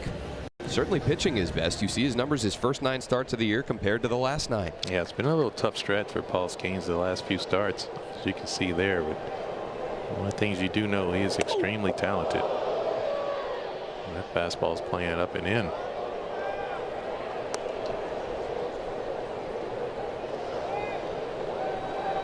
Chandler had one up and into Meade last inning. Now he backs Cruz off the plate. See that four-seam fastball just get away from him, and that's what you're going to see a little bit. Your hands get wet, the humidity up to this afternoon. Yeah, you see Paul Skeens there to his left. Braxton Ashcraft, who he wished was going with him to the All-Star game. Yeah. Braxton Ashcraft had a really good first half of the season as well, and definitely well deserving. Jared Jones to his right. A lot of young talented arms. Ashcraft yesterday here in DC, 5 2/3, allowed just 1 run, struck out 7, improved to 9-3 on the season, got his ERA down to 3.24. You never know how this will work out over the next week or so. You've got starting pitchers who were named to the All-Star game, who are set to make their final first half start on Saturday or Sunday, which would make them ineligible to participate in the Midsummer Classic. So there will be guys added to the roster. Ashcraft deserving. The Nationals feel Foster Griffin on their side deserving as well. That's so true. I mean, and I think going back to the Pirates and young pitchers, I think that's where we talked to manager Don Kelly. What he was excited about was that second half of the season. If you can get those guys to perform up to their potential, I think that's probably the biggest thing. And if you do have that, then you're talking about winning 5, 6, 7 games, winning streaks, right, opposed to that win-loss, you know, a lot of that. And that's the only way you can really compete in that second half, to really find yourself in that wild card position or possibly winning a division. Cruz works a leadoff walk here in the 4th. Now Jose Tena. And the strong starting pitching probably has a domino effect as a result, right? It leaves your bullpen having to pick up less of the work. Yeah, that's so true, and that's really the point, really. I mean, you'd like to have everything rolling on all cylinders when you have good starting pitching, you're pitching well out of the pen, and your offense is clicking. It's a good off-speed pitch for Bubba Chandler. That changeup, it has a lot of downward motion. We talked about that earlier today. That's the one pitch that was going to have to come in handy for him today against these left-handed bats. It's ahead of Tenna, 0-2. Cruz holds as Tenna fouls it off left side. But if you're the Pirates with this offense, third highest scoring group in Major League Baseball, you've got the elite swing and miss stuff in your rotation. If you can get those guys really locked in and maybe bolster that bullpen at the trade deadline, this could be a team that could make a run. As Cruz gets a good dirt ball read, slides in ahead of the throw from Rodriguez. Yeah, that's just really good baseball there. Cruz picking up the dirt ball read earlier. You like to see guys being able to be aggressive on this play in particular. So many guys looking to steal bases sometimes, or they just missed the opportunity. It was a good secondary lead, able to get out there, get into scoring position. It's really good Major League base running. What Dylan Cruz brings to the table, even when the bat hasn't consistently been there at the Major League level this season or in his career. Tenna works the count even, 2-2. Oh, Dan, but going back to what you said, I mean, that is the difference between, going on those long winning streaks. I mean, being able to have all three facets of your game working. Both of these teams approaching the trade deadline, what, a little less than a month from now, with clear needs of where they need to improve. Tenna, slow roller to the right side. That'll move Cruz to third with one out. Productive out from Jose Tenna. Play Ball is baseball's global youth initiative to highlight the fun and accessible ways to play our great game. To learn more, including how to find a league near you, scan the QR code or go to playball.org and follow @playball on X, Facebook, and Instagram. I love that dad doing some coaching there to his young ones. So with a runner at second, a ground ball to the right side. That's exactly it. You know the conversation. Yep. RBI opportunity now for Jorbit Bibas. Yeah, the Pirates obviously were one out. Nick Gonzalez, the only player on the infield that might be playing in. The rest of the outfield or infield trying to get the out. That's probably it when you're playing with a 4-2 lead this part of the game, and especially in a hitter's ballpark in the summertime like this. You just try to limit the damage as much as possible. You don't want a lot of base runners out there. 1-1 to Bibas. Foul ball left side. 1-2. And then when you have good pitching, or you have guys that can get swing and miss, and obviously with Bubba Chandler, you have a 100-mile-per-hour fastball. You have some other swing and miss pitches as well. You just rely on Bubba maybe to get the strikeout in this situation more than anything.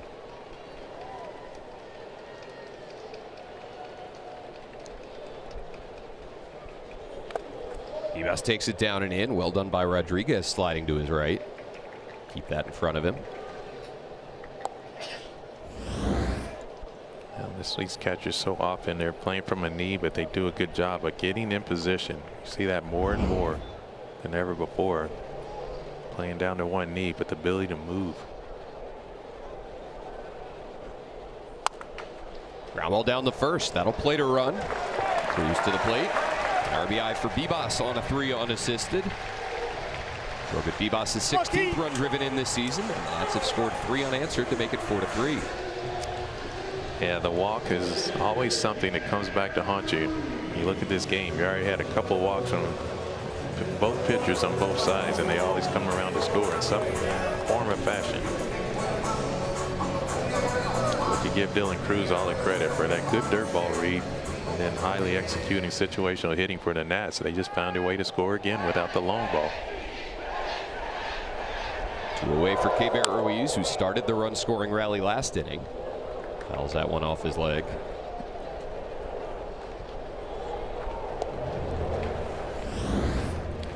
always hate having to put the leg guard after you end up getting hit off the leg or toe. Right off the big toe. Did you have a spot on your leg that got worn out more consistently than any other? Oh, to this day, my left ankle is still bigger than my right ankle. Really? It's just that front foot, and you just get beat up over the years. It's like jelly in there. Oh.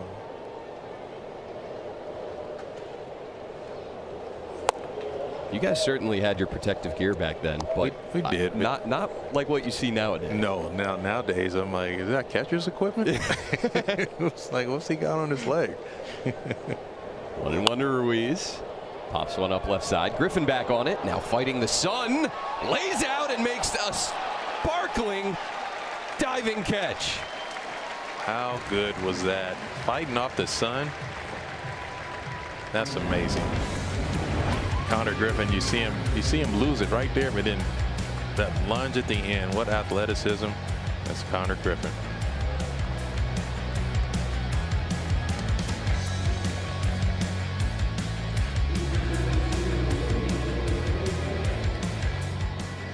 On top 5, an incredible play by Connor Griffin to end the bottom of the 4th inning. Yeah, fighting off the sun, being able to go back and make a diving grab, and you see him land right here.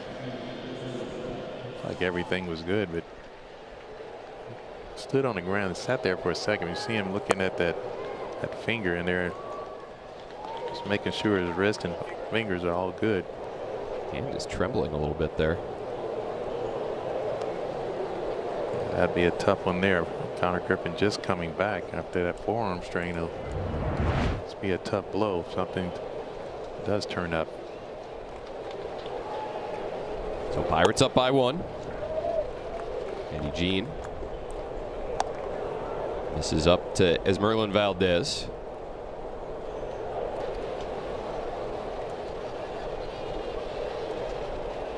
Two strikeouts for the 22-year-old slugger.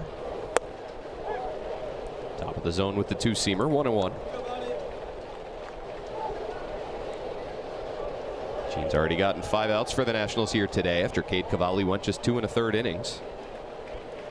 And hopefully he's okay as well. Yeah. This is his second abbreviated start against the Pirates this year. Cavalli went just 1 1/3 at Pittsburgh back on April 13th. So a lot of work for the Nationals bullpen here today. Jean misses in, 2-2. That was almost the best pitch in baseball right there.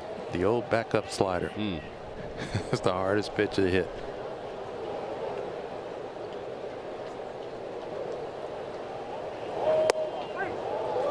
In there. Change up bottom of the zone. Valdez couldn't pull the trigger, and he's down on strikes for the 3rd time today. Now you see the nice action on the changeup. Good movement down at the bottom of the zone. Can't get hurt too often down there with a good changeup with movement. Eddie Jean located that perfectly, and that's going to be his afternoon. But what a great debut. 2 innings for Eddie Jean. Struck out 3, did not allow a hit. And he'll get a nice round of applause from the crowd here in D.C. Eddie Jean, welcome to the big leagues.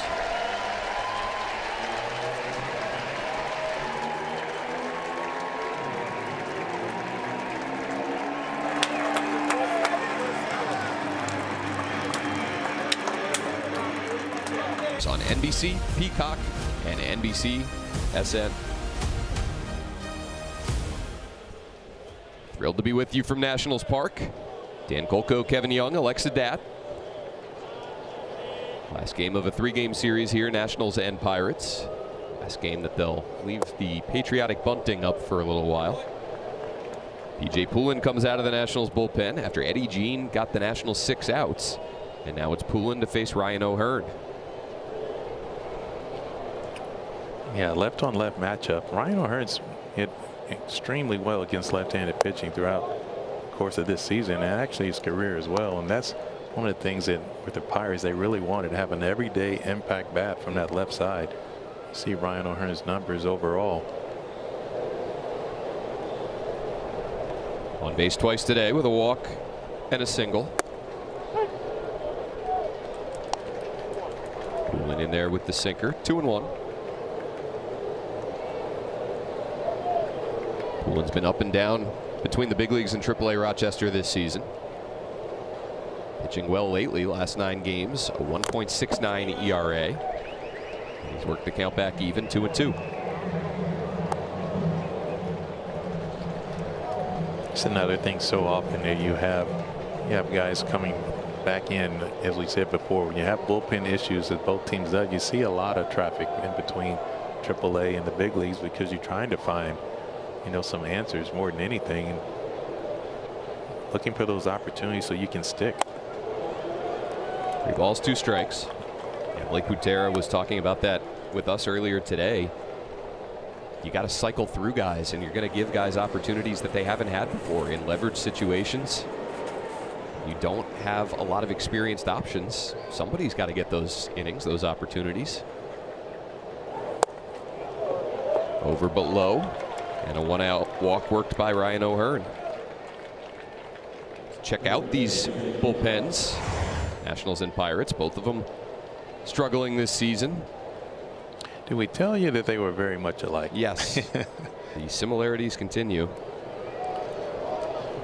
But it's the leads late in games, 8th, 9th inning situations that aren't held that can be demoralizing. I think one of the things that's impressive about both of these teams, Kevin, is they haven't let those demoralizing losses with blown late leads linger that long and spiral into a 5-game losing streak, a 7-game losing streak. They've been able to turn the page pretty quickly, both of these squads. Yeah, really, that is the case, especially when you have good offensives. And we shared with Donnie Kelly was sharing with us actually that that was the one thing. Resiliency was the #1 word that he used numerous times when it came to the Pirates ball club.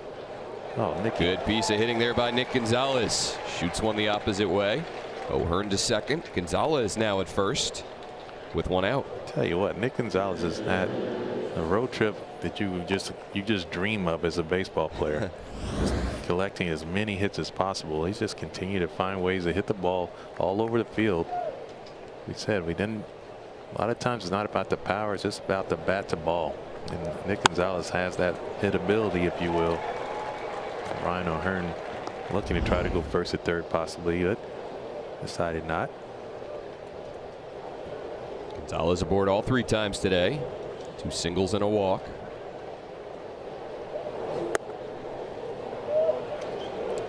Yeah. 1 to Andy Rodriguez. Yeah, Andy Rodriguez switching over to that right side now. Has yet to get a hit this season from that right side of the plate, but he's been electric from the left side. I know this would be a great time for him to pick up an RBI.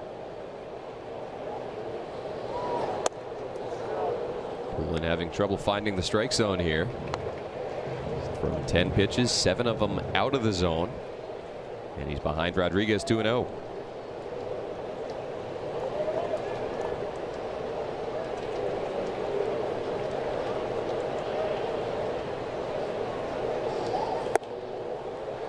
Three balls, no strikes.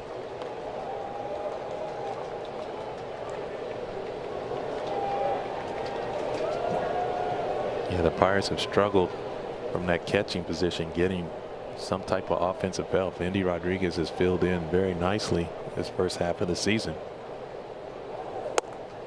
Auto taking a 3-0. And one of the things he's been able to do is to draw walks. It's just like we mentioned before, that on base percentage is super crucial, and you're able to get on that clip that he has.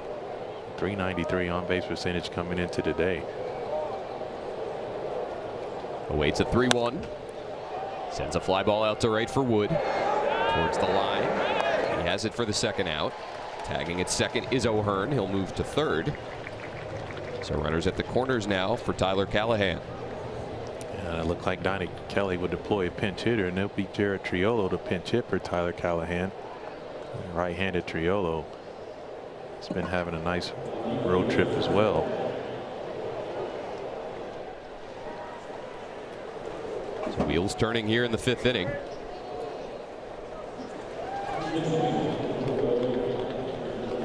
Triolo 2 for 4 in this series.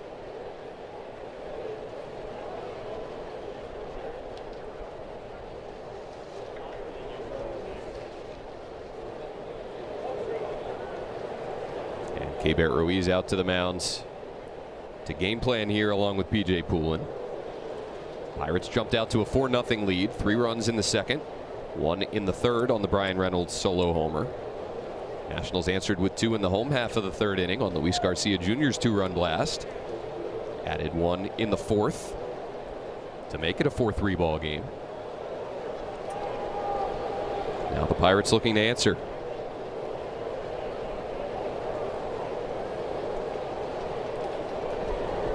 So Triolo off the Pirates bench.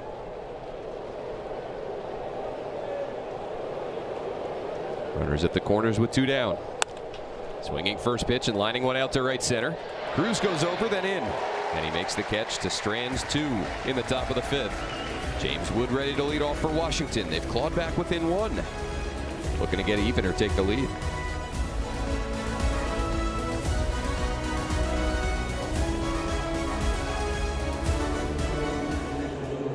Competition.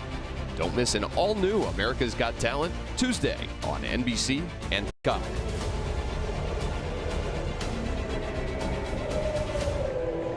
Welcome back to Nationals Park here on a toasty Sunday afternoon. 4-3 Pirates as we go bottom 5. Top of the Nationals order due up here. Wood, Garcia, and Meade. All 1 to James Wood. 0 for 1 with a walk today. One of the All-Star reserves for the National League. Bryce Harper named as the Legends pick by Commissioner Rob Manfred. Be a hometown All-Star game appearance for him. What else jumps out to you here, Kevin? Tell you what, James Wood, I mean, that's the one that jumps out to me more than anything. I just love to see him just swing the bat. And he reminds me of a young Dave Parker. Every time I see him, I look, that's just that look. I mean, very large, very athletic. Looks like Jared Triolo moved into right field, and as Merlin Valdez has switched over to left field now for the Pirates. And a 4-pitch walk to Wood. Yeah. Second free pass worked today by James, the National League leader in walks. So there's Valdez, who started the game in right field, now playing left. Jared Triolo taking over in right field. Dan, you mentioned that walk. That James Wood, he can draw walks as well, and so this is the tough thing. You have a lineup like this. That walk means a lot. At top of the lineup, they can hit the ball on the other side of the wall, especially the way Garcia Jr. has been swinging the bat. Yeah, CJ Abrams, and again, another guy that's going to coming up approaching 20 home runs as well. Popped up left side. Long run for Gonzalez and Griffin.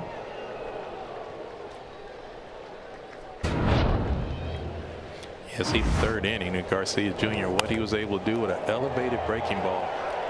He's been on a hot streak, and as we mentioned before, 10 home runs over the last 15 games. So he's accustomed to rounding those bases and slapping hands when he walks back into that dugout. Career high 19 homers so far this season. RBI total up to 64, now leading the National League. Behind in the count here, 0-2. Takes that one in the dirt. Well, he wouldn't have it any other way with 2 evenly matched teams. So yeah, you're going to get a lot of those today because this game's going to go on for a little bit. Yeah, that's nearly what you said you were craving. It is. So our production crew is just teasing you here. They are, but little do they know, I have a good first step. Out to right by Garcia on a line over a leaping Brandon Lau. Wood to second, Garcia at first as the Nationals threaten again here in the 5th. Continue to chip away, falling down early in the game, but as you said before, continue to put base runners out there, and you look at the pitch, the location, off-speed pitch in the middle of the plate, a little changeup that got elevated. Garcia stays down through the baseball, does a nice job of throwing it out there in the outfield grass. Garcia's such a good bad ball hitter. He's always been able to handle the high fastball. Can go down for breaking stuff as well. The Nationals have been trying to get him to hone in on that strike zone for years now. It's clicking a little bit more this year, but a guy that you almost want to keep swinging at bad pitches as long as it's in the right moments or in the right counts, maybe. Yes, the equivalent on the Pirates would be like a Nick Gonzalez, but with less pop, as Garcia would. You know, bad ball hitters are run producers. I've always felt like that because they have the ability to go down and hit the ball. Breaking balls, change ups down and below the zone. They're able to get the ball down. Up the pitcher is challenging. So a challenge from Bubba Chandler here.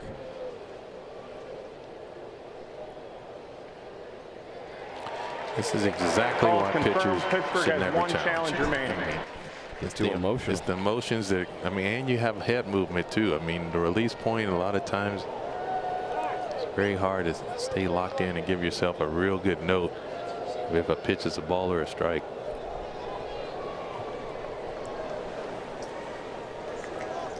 Big spot here in the 5th inning.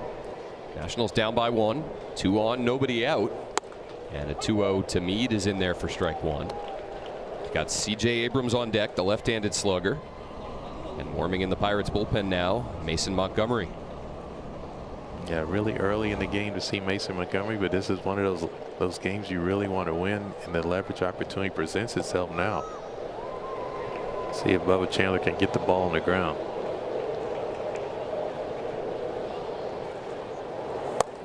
Misses away. 3-1. 3 walks already today by Chandler. Came into the game with the highest walk rate of any major league starting pitcher.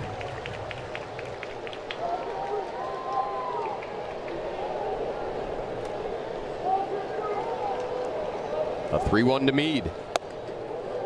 Misses for ball 4. 2 walks in the inning, and the bases are now loaded for Washington. Yeah, this has been the biggest thing for Bubba Chandler, the young pitcher, being able to maneuver through a game and through a start without having that big inning, that big blow-up inning. Unfortunately, he's put himself in a tough situation, and Donnie Kelly's seen enough. Going to go to his matchup, lefty Mason Montgomery. Bases loaded, nobody outs here in the 5th inning. CJ Abrams due to bat against the hard-throwing southpaw.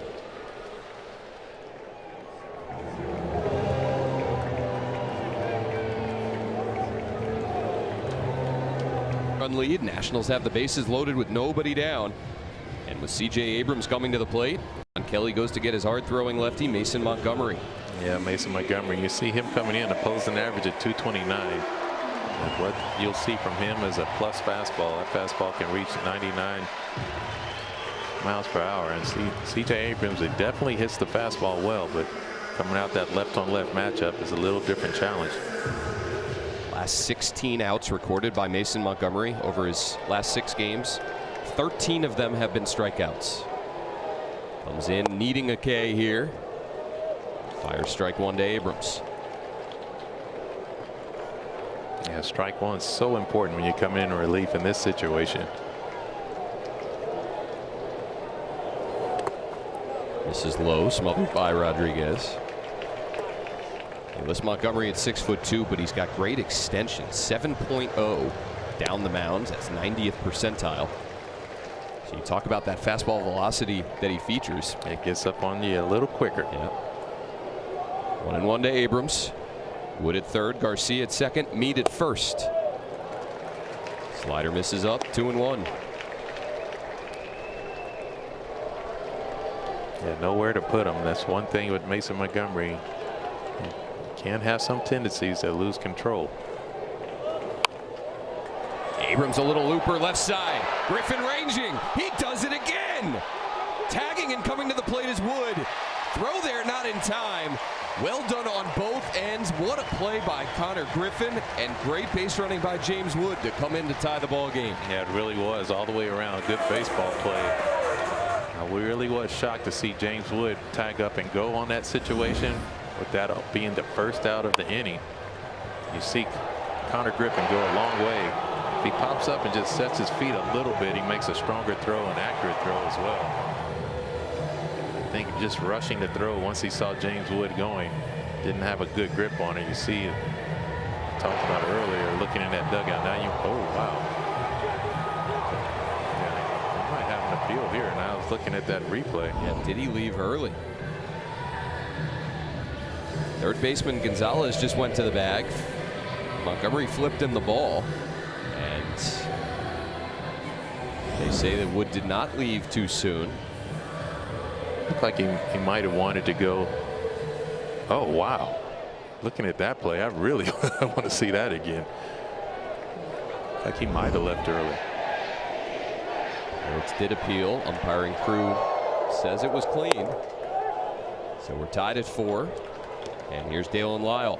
Yeah, but as you mentioned, just a good play all the way around with James Wood. Seeing Connor Griffin go to the ground. I was a little shocked to see him go with the arm of Connor Griffin.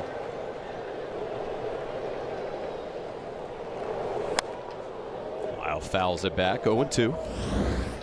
Let's take a look at this. See the catch? Yeah, he was on there. He just, once he saw him go to the ground, that's where you see the little stutter step, and he was definitely on the tag. Good base running by James Wood. Garcia still at second. Mead at first. So the ruling from the official scorer, a level below us, is it's not technically a sacrifice fly, but Abrams does get an RBI on that play. So call it something else. Call it whatever you want, but it's not a sac fly. Call it a tie ball game. Yeah. Griffin can't get to that pop-up left side. Into the seats. Count remains 0-2.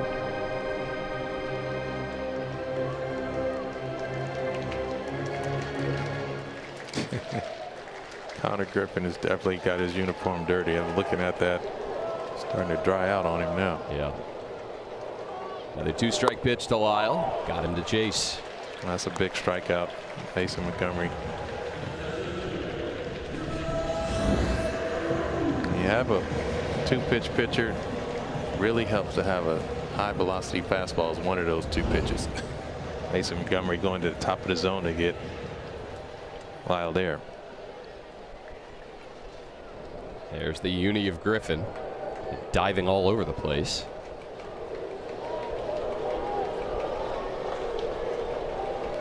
I often wonder, are these guys, even the position players with the humidity, if they actually change their jerseys as well? See pitchers do it all the time, or you hear about them doing it all the time. Dylan Cruz fouls off the first one he sees from Montgomery. Fly out, a walk, and a run scored for Cruz today.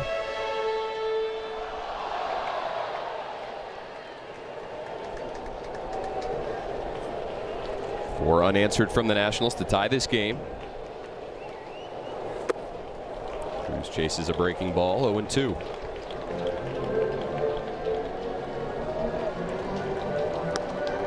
Well, right now, if Mason Montgomery can pitch his way out of this, this is what you call relief. You come in with the bases loaded and nobody out. You'd like to take giving up 1 run. He'll trade that. 100%. The 0-2 to Cruz. Fouled off. Yeah, that pitch at 100 miles per hour on the inside third of the plate.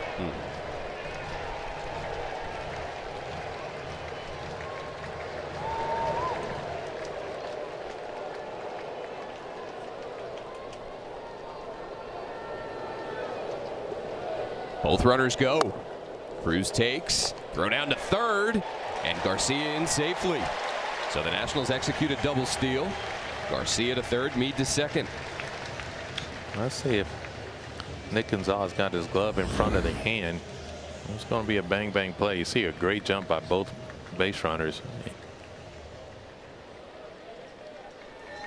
Another close one that the Pirates do not challenge. Yeah, that new rule now, you can't have your foot in front of the base either to impede the base runner. We saw that earlier in this series. Yeah, a rare time where we've seen that actually called this season. The 1-2 to Cruz now. Grounded foul between the legs of Garcia.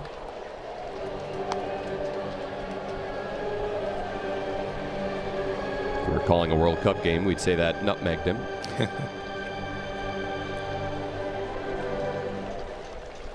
How about the heat, like it for the World Cup? Oh, I mean, my think goodness. about like that the game in Philly. Yeah, those hydration breaks actually necessary. Cruz able to check his swing, said first base umpire Carlos Torres. Protecting himself from the sun today. And does that barrel cover home plate? Dylan Cruz says no. So does Carlos Torres. So from 0-2 to 2-2. Cruz fouls off another. Good at bat here, worked against the southpaw Montgomery. Former 6th round pick of the Rays back in 2021.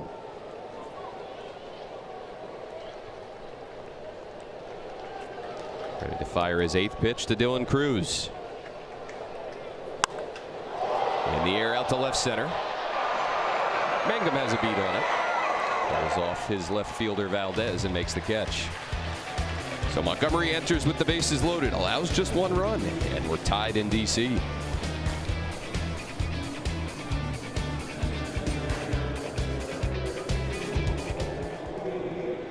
Trout, Buxton, and Judge in the outfield. Plenty of all-star appearances for those 3. Junior Caminero, slugger from the Rays. Bobby Witt Jr. certainly deserving. Ernie Clement will be the starter at second base. Vladimir Guerrero Jr., his Blue Jays teammate. Shea Langoliers with Yordan Alvarez, the DH. Here are the reserves. Yandy Diaz making it as well from Tampa Bay. Travis Bazzana in his rookie campaign.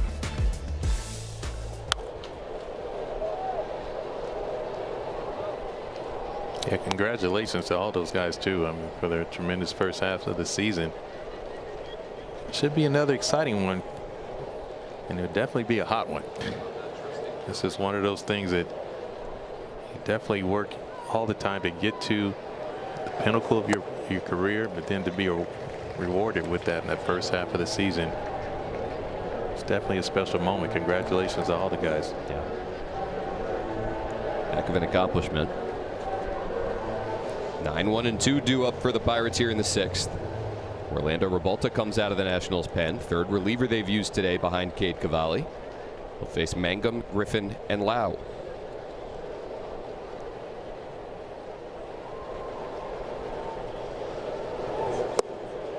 Well, you have to think coming into the game, this is one of the things that you definitely want to get. And you take a look at Revolta's numbers, at what he's able to do, opposing average at 220. Strike out the walks. That's obviously always going to be a key for those middle relievers. With both managers want to get into each other's pins. You have to think that was part of the game plan, especially coming off of Cavalli's last start. Well, the Pirates definitely do not want to see a repeat of that. And the Nationals did a good job of wearing down Bubba Chandler and getting him out of the ball game as well. Final line for Chandler: 4+ innings, 4 runs allowed, 4 walks, did not strike out a batter. What Orlando Revolta does, first one he faces, Jake Mangum down on strikes. Yeah, this is something you don't see very often. You see Jake Mangum going down a couple times this game. This time with an elevated off-speed pitch, swinging out in front just a bit. Orlando Revolta, native of Cuba. Had a good portion of his childhood in Florida. Went to Miami-Dade College. Nationals made him a 12th rounder back in 2019. He's quickly become one of their high leverage options this year. Got off to a tremendous start to the season. Through his first 17 appearances, had a 1.56 ERA. Got hit around a little bit in June. Griffin goes down to get one and fouls it off. 0-2. You always wonder when you get to this point of the season, Kevin, with starting pitchers, with relief pitchers, the bullets that they have to expend day after day, start after start. I'm sure everybody's feeling a little something right now, even if it's just exhaustion. But guys who get off to great starts of the season, and then they get to June, they get to early July, their numbers start to taper off a little bit. You wonder about workload. Wow, it is real. Griffin. What a nice job by Revolta coming in and getting 2 quick punch outs. But you're right. I mean, I think we mentioned earlier, coming out of spring training, you know, you have guys that obviously starting pitching needs to be built up. So you get a lot of work from your relievers early on in April and May. And then you want your starting pitching to actually get deeper into games when it comes to those hot months, because June, July, and August, that's when the hitters come out, and you really like to see your starting pitching go to work. And yeah, good point. Good change up there by Rebalta. So he struck out Mangum and Griffin. Now ahead of Brandon Lau. Foster Griffin on the right. Jake Irvin on the left. Currently on the IL. This is where Brandon Lau has been so good for the Pirates team. It's getting later in the game when you need that big hit or that solo home run, if you will, to give a lead or tie a game up. He's been able to deliver a lot this first half of the season for this Pirates team. 0 for 3 so far today.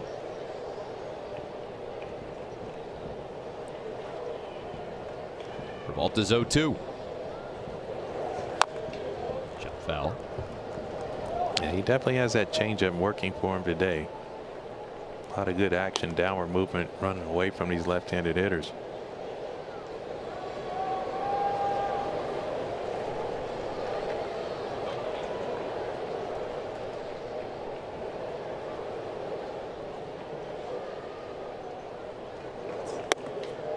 Elevated fastball taken for ball 1. Lau has improved his defense, or his offensive numbers somewhat this season. His defense has improved dramatically. Yes, he's been able to be. That was one of the question marks coming in, but he's been really good defensively. Ground ball over to Garcia's right. He'll backhand, flip to Rebalta. And 1-2-3 frame worked by the big right-hander to keep this a 4-4 ball game.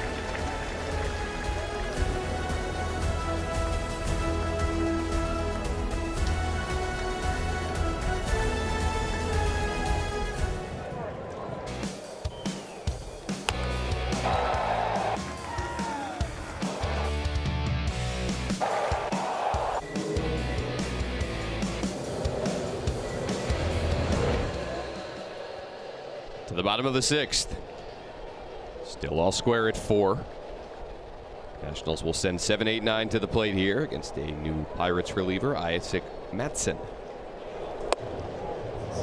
Yeah, Isaac Mattson, he'll come with a good 4-seam fastball, and it's not going to blow you away with velocity, but he has a really good extension on it. See the opposing average at 235. It's one of those fastballs that does run up on hitters a little quicker. You see a lot of foul balls off to the opposite side. Behind 10-2-0. Yeah, you see that 4-seam usage of that fastball. Spend a little bit of time down in AAA just to work on some secondary pitches. Line drive up the middle. Griffin gave it a good effort. It gets past him for a leadoff single for Tenna. 2 for 3 today, and aboard to start the bottom of the 6th. Once again, the bottom third of this Nationals lineup finds a way to get on base. That's exactly what you want to see. See a pitch in the middle of the plate, down and away, running away just a bit. See good extension and use in the middle of the field for Tenna. Nice job swinging a baseball bat.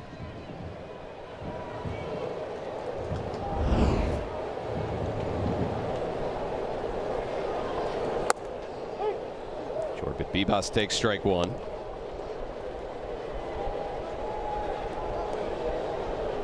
Bibas acquired in a trade with the Yankees just before the start of the season. At the time of that deal, a lot of people around the Nationals and their fan base thinking, well, you've got a left-handed hitting infielder in Jose Tenna.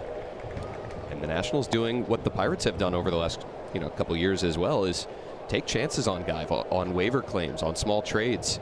Give them some runway. See if they can click, if they can find something that they haven't shown just yet.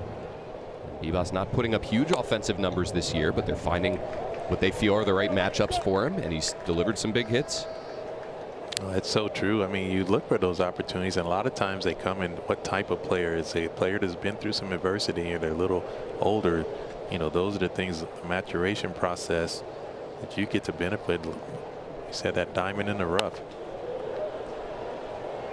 Fouls off a changeup, and it's 2-2. He's been a high on base percentage guy in his career. Picked up an RBI in the 4th inning on a ground ball to first.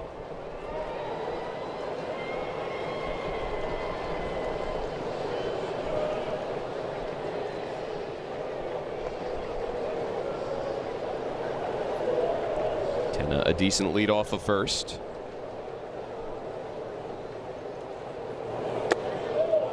As Bibas takes ball 3.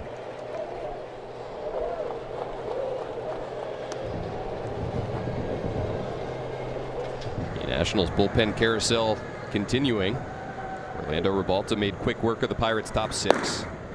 See if he is sent back out to start the 7th, or if the Nationals go with Brad Lord. 3-2 to Bibas. Runner on the move. Strike 3 at the plate, and the tag applied by Griffin. Strike him out, throw him out, double play. Yeah, 1 pitch, 2 outs, and really nice job. That time you're just hoping that your hitter finds a way to put the ball in play or foul it off with 2 strikes. That ball down the middle of the plate looked like a fastball too, which even works even more against the Nationals in this situation. Andy Rodriguez able to come up really free. Look at that 4-seam fastball elevated up in the zone. Pitcher perfect for room service. Rodriguez fired up.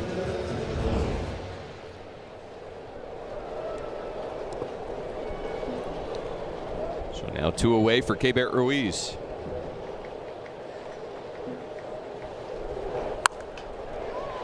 Line drive out to left center. Coming in is Mangum. It skips by him. That'll get all the way onto the track. Jake Mangum drops to his backside as Keibert Ruiz cruises into second. Hope Mangum's okay. He hops right back up. Ruiz, his 2nd hit of the day, and into scoring position with 2 down. Yeah, a little sinking line drive. Hitting into that left center gap. More off the end of the bat. See Mangum trying to make a nice play.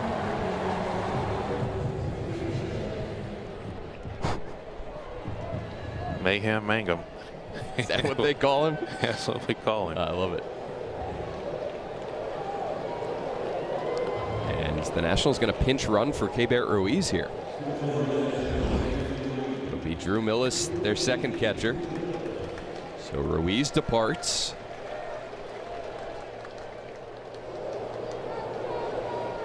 Well, now, I mean, this is where it just gets tough because you have 2 guys that are just swinging extremely hot bats. You have an open base. You have to pick your poison. You have James Wood up at the plate with open base. And Garcia Jr. Oh man, don't know what to do with that one. Yeah, normally you'd think it's a no-brainer, but with Garcia going as well as he is, we'll see how they pitch to Wood here. First pitch is a breaking ball away. What a great job for the Nationals being able to, again, that 7, 8, 9 in that lineup. That's 2 hits this inning, turning that lineup over. But man, that striking out, throwing out made all the difference in the world this inning. Yeah. Chopper down to 3rd. Gonzalez comes to get it, fires, and throws out Wood. So the Nationals strand a man in scoring position. Game remains tied as we go to the late innings in D.C.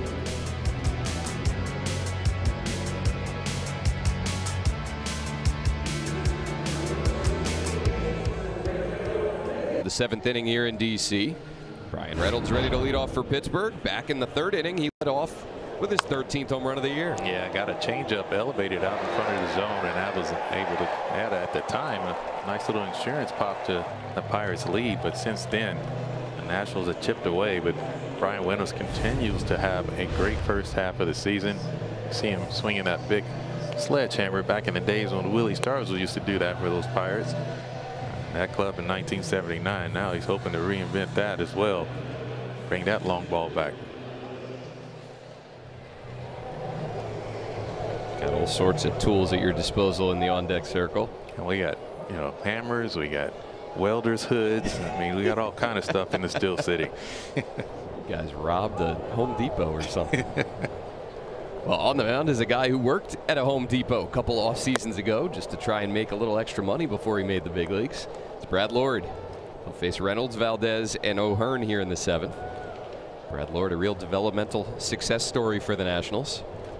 Late round draft pick who has emerged as one of their best bullpen options. On to face the heart of the Pirates order here. Yeah, it's so important in any organization to be able to have guys like that again, you didn't expect to impact it the way it did, but they were baseball players that took control of an opportunity and made it work. Four-seamer misses away to Reynolds, 2-1. So Drew Millis, who pinch ran for Keibert Ruiz last half inning, stays in the game behind the plate.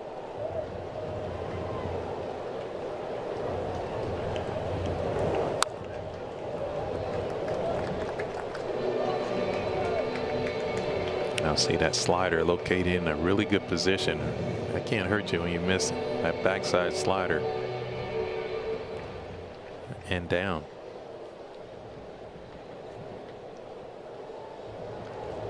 Lord's 2-2. Hit well down to second. Bibas plays it off to the side of his body and throws out Reynolds for the first out. Yeah, that's hard contact, Brian Reynolds, with 2 strikes. And anytime you have a ball hit that hard, like I said, it's better to go down to one hand and make sure you feel the ball, play that longer hop, if you will. You don't want in between hops when balls come out that hot. Valdez swings through a sinker for strike 1. Yeah, Valdez looks like he's wearing down a little bit. Young rookie. This heat's getting to him. That's a long run in there from right and left field. We've been switching around this series. Sort of things that ball players notice that us outsiders certainly don't. But you hear guys talk about that, how, visiting dugout here on the third base side, started the game in right field. Long runs back and forth. And he's been on base all series long, too. So yep. There's a lot of extra running. 1-1 from Lord. Clips the inside edge. Valdez wants the challenge. Yeah, I think this might be a good challenge. Looks like that ball might have. Just called a strike. Batter's challenging. Looked around the inside. There we go. Calls the ball. Another close one. Yeah, he definitely has a good eye. Give him credit for that. And now he apologizes to the umpire to make sure didn't mean anything by it. Make sure we're good on the count as well. It's 2-1. Ground ball out to Abrams at short. Throw up the line. Tag applied by Garcia. Garcia, a career middle infielder who's been moved over to first base this year. Hasn't always been pretty, but of late looking more and more comfortable over there. And Kevin, this has to be a bit of a tough play for a guy learning that position. Yeah, that's my least favorite play for first baseman, especially right-handed first baseman, because that glove is always in the lane of the base runner. So anytime you have to make a tag play, it's so tough. Used to always instruct the first baseman, whenever that happens, make sure you're in the air at the very least, so you're not anchored into the ground with your feet. That's when a lot of wrist injuries really happen. Saw a little discomfort there after applying the tag. I always think of the Max Muncy play a couple years ago. Throw up the line, glove, wrist colliding with base runner. It's so true. And I always say Cliff Lloyd, because Cliff Lloyd was a really good first baseman. Started playing the outfield right after that. Garcia looks to be all right. So here's Ryan O'Hearn with 2 down. He and Nick Gonzalez, batting behind him in the number 6 spot, have reached base in all 6 of their plate appearances today. O'Hearn pops one up over the Pirates dugout.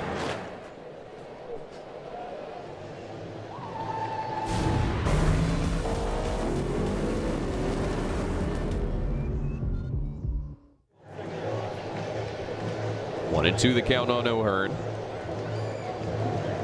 2 walks, a single, and a run scored. He made his first All-Star team last year. Career high 17 homers and 63 driven in.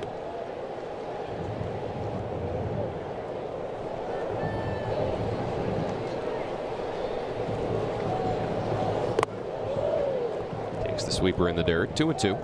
You know, Dennis, he talked about that before. I mean, it's not too many times off seasons where the Pirates acquire, 3 All-Stars over the course of the last couple of years, and O'Hearn being one of them, Brandon Lau, and then obviously Marcell Ozuna in 2024 was an All-Star. And so It was definitely a good offseason of acquisitions for the Pirates. Over but low, 3-2. And the O'Hearn signing, a 2-year deal, $29 million. The largest contract they've handed out to a position player in a little while. Good to see them bolstering this roster with some proven talent. I drive right back up the middle to Abrams.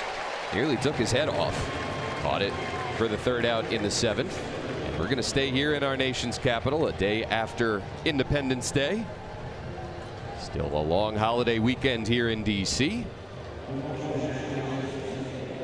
And we're going to take you to God Bless America. Here with the performance of God Bless America, once again, Kemi Adegoroye. God bless America, land that I love. Stand beside her and guide her through the night with a light from above. From the mountains to the prairies to the oceans white with foam. God bless America, my home sweet home. God bless America, my home sweet home.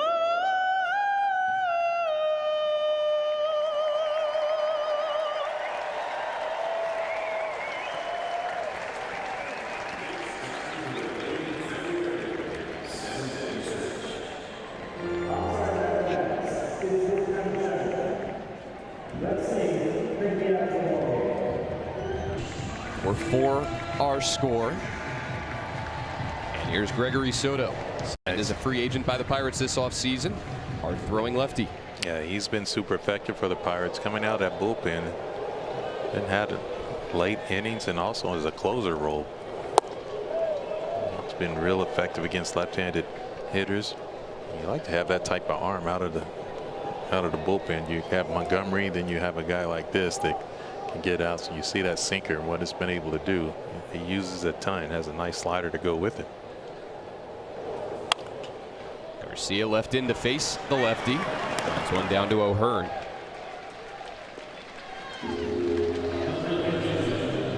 The ultimate goal of an MLB fan, seeing it all. The MLB Journey to 30 sweepstakes, presented by T-Mobile, is the ultimate bucket list. Enter now for your chance to win trips to all 30 ballparks. Yes, all 30. MLB.com/journey to 30 sweeps. So Soto gets the left-handed hitting Garcia. Now faces the righty Curtis Mead. In there with strike one. When you see that with Gregory Soto as well, he'll change his delivery at times. He'll go with a slide step with nobody on base just to mess with the timing of the hitter, and he'll go to big leg kick as well. Mead pops one up. Griffin back on it. And he has it. Earlier on in the game, he had the sunglasses on top of his cap. Now he's gotten rid of them altogether. Two down here, bottom 7. The earth is rotated, and so has the fans around the ballpark. Yeah, they're making their way from the right field side all the way behind home plate, now down the left field line where it's more shaded. There they are. Two down for Abrams, who chases a first pitch fastball.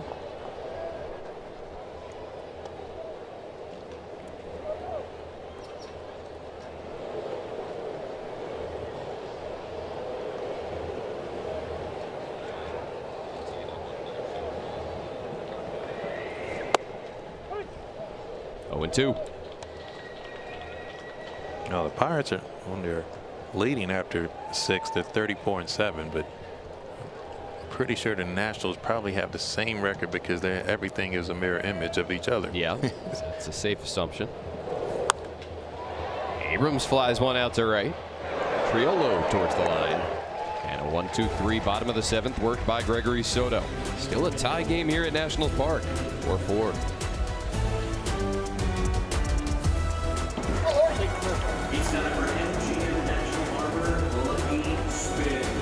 Here at Nationals Park, or rather 4-4 through 7 as we go to the top of the 8th. The MLB app has you covered all season long. Get personalized highlights and push notifications just for you. Download the MLB app, the #1 app for live baseball. Brad Lord will stay out there for the Nationals through 15 pitches through a 1-2-3 top of the 7th. Nick Gonzalez swings through a heater for strike 1, leading off the 8th. Yeah, you see these bullpens, obviously looking over at the Pirates bullpen, nobody's up, so multiple innings now being used, both managers from their middle relievers. Quickly 0-2 on Gonzalez. Let a arm side run on that two-seamer. Don Kelly and his bunch looking for a winning road trip.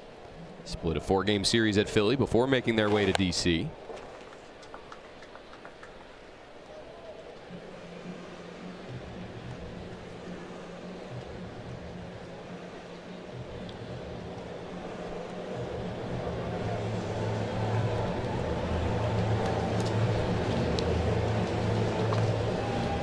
Rest of the first half for Pittsburgh. They'll head back home, welcome in the Braves for a 3-game set, and then the Brewers for 3. So it's not going to get easy for this Pirates team leading into the break. It is not. It's some good baseball, but it gives you an idea of what it really takes if you really want to go into the postseason or play meaningful baseball games in those late months. You're going to have to go through some clubs. Over it's 1-2. Chop foul. And just because we were talking about even the clubs were, leading after 7, the Nationals are 39-6. Leading after 7, the Pirates are 37-4. I mean, it's just amazing. This is a mirror image of 2 ball clubs that are evenly matched in so many categories.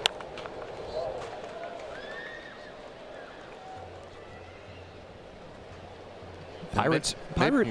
Go ahead. Yeah, maybe one of them will have a lead after 7. Yeah, maybe. Not today. Rodriguez waiting on deck.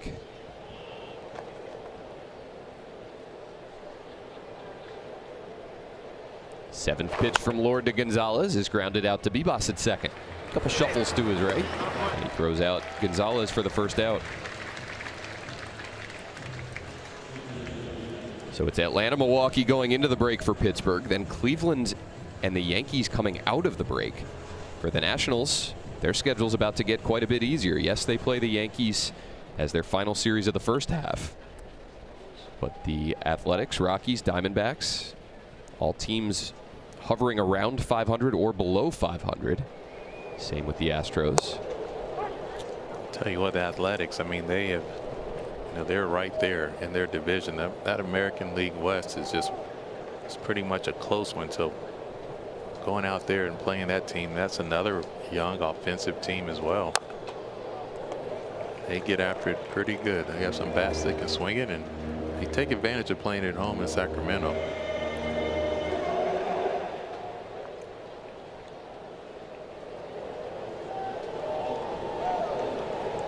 Mariners leading by a half a game. Imagine that being 2 games over 500 and leading a division. Yeah, and Andy Rodriguez did something on that swing, and this is where that heat does play a part.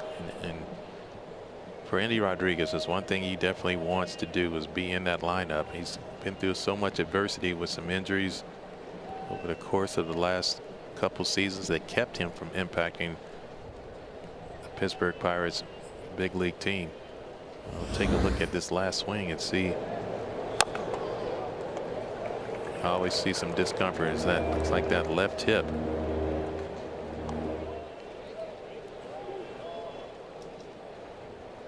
Yeah, you're gonna have to used a lot of things to pull him out of this lineup. He definitely wants to show well, and he's done a good job this first half.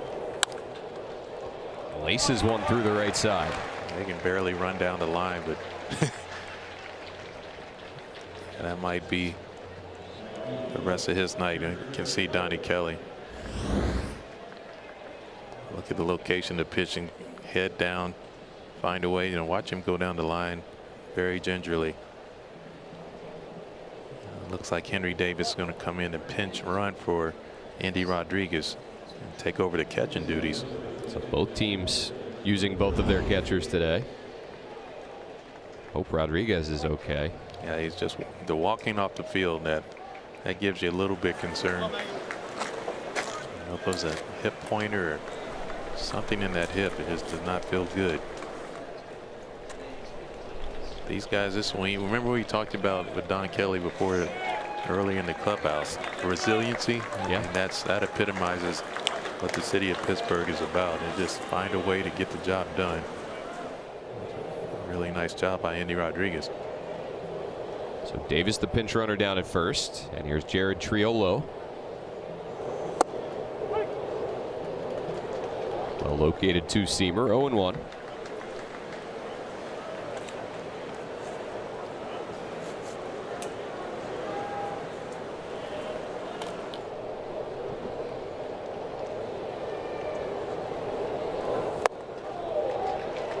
Plays the slider off of it. 0-2. So work him in with the sinker, work him away with the slider. Yeah, that's what we all call increasing the plate. Anytime you widen out that plate a little bit, that two-seamer end to righties makes you think about it. It makes that slider away that much longer. Where do they go on an 0-2? Sweeper off of that. Well outside. Hitting can be so hard. Yeah, but it looks so easy when you're a fan. Why did he swing at that? Because he had less than a split second to identify it. Lord fires a 1-2. Fouled off by Triolo. A couple weeks ago, Brad Lord was sporting a 2.29 ERA on the season. Came in to try and close a game against the Phillies. Allowed 6 runs in the 9th. Now seeing his ERA in the low 3s. Multiple inning guy for Blake Butera all season long out of his pen. Triolo works the count even.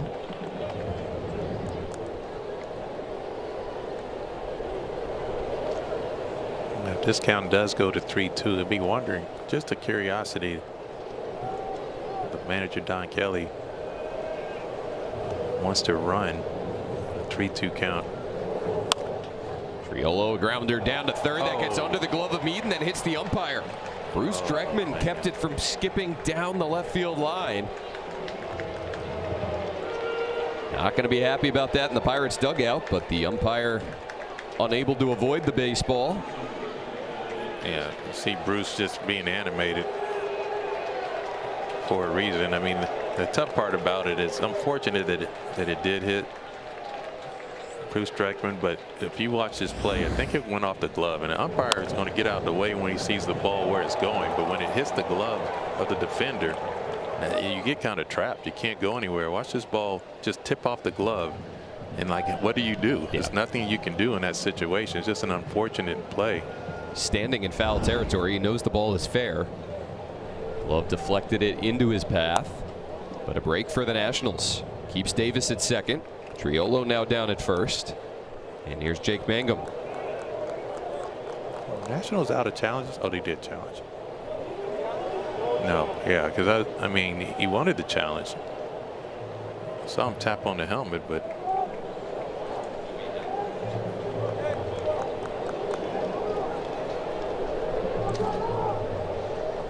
he definitely tapped on his helmet. They put the ABS graphic on the scoreboard here at Nationals Park, but no challenge granted. Oh, smoked into the Pirates dugout. Yeah, look at first pitch, and that might have well came close to tapping his helmet. He says, I'll just wave it up here. everybody's all right in that Pirates dugout. 1-1 now on Mangum. Ironically, it might have clipped the edge of the plate, but the Nationals just one challenge remaining.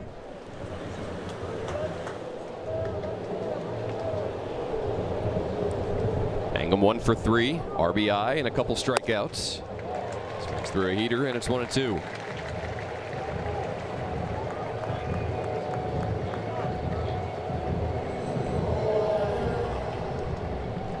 Yeah, who wants it more? This is going to be one of those games where you're just hot, sweaty, grind it out, just find a way to push that run or a couple of runs across home plate. It's been that kind of ball game on both sides. Go ahead run in scoring position for the Pirates. Lord ahead of Mangum, 1-2. Foul ball left side. Been a bit of a slog today. We're approaching the 3-hour mark here in the top of the 8th. No way.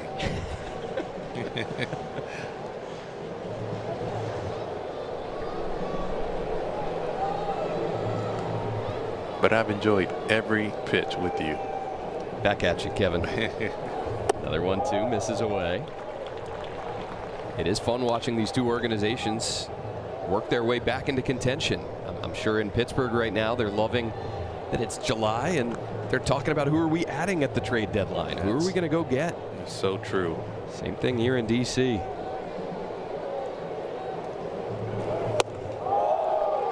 This is up. You hear the yells from the Pirates dugout supporting Jake Mangum as he's worked the count full. Let's see if baseball can reward the Pirates with something. That ball that hit umpire Bruce Streichman. Payoff pitch from Lord to Mangum. Hit foul.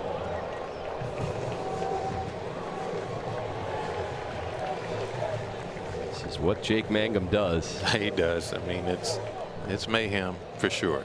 It definitely is. He makes you work as an opposing pitcher. A hot day like this, it just can wear you down. 8th pitch of the at-bat. Misses away. Flips the bat, claps towards his dugout, and he's loaded the bases with one down. Yeah, that's just a really good at bat by Jake Mangum. See a little bat flip and a little hand clap. I mean, he's definitely the adrenaline in this clubhouse and in the dugout. Simon Matthews, the Nationals pitching coach, to the mound here. Nobody warming in the bullpen for Washington. This is Brad Lord's inning. 2 singles and a walk have loaded the bases, and the top of the order due up for Pittsburgh. Yeah, Connor Griffin has another opportunity in his young career to make an impact. One of the things you always say, try to tell young players, just always be present. It's one of the things you want to be able to do is be in that lineup as often as possible. A lot of times they have scheduled days off, but never miss an opportunity to have an at bat. Might be the best moment of your career. Is that ever hard as a young major leaguer when you're tired, you're beat up? It's not a good matchup for you on the mound? Yeah, you tend to want to block all those things out. So here's Griffin with the sacks packed, and he takes ball 1 well inside. Connor Griffin got off to a rough start to his big league career at just 19 years of age. But in his 20th game and his 20th birthday, he's taken off. He has. We joked about it. This game's hard for teenagers. Once you turn 20, it all gets easier. Now into the Nationals dugout on a line. Hey, every time I see a ball go, I think about all the guys that usually are sitting there on tablets, maybe looking at their last at bat, or I'm like, I would never want to do that for those reasons alone. It hurts way more when you don't see it coming. Yeah. Lord's 1-1 to Griffin. To the outer third, Griffin wants the challenge. Pitch is called a strike. The batter's challenging.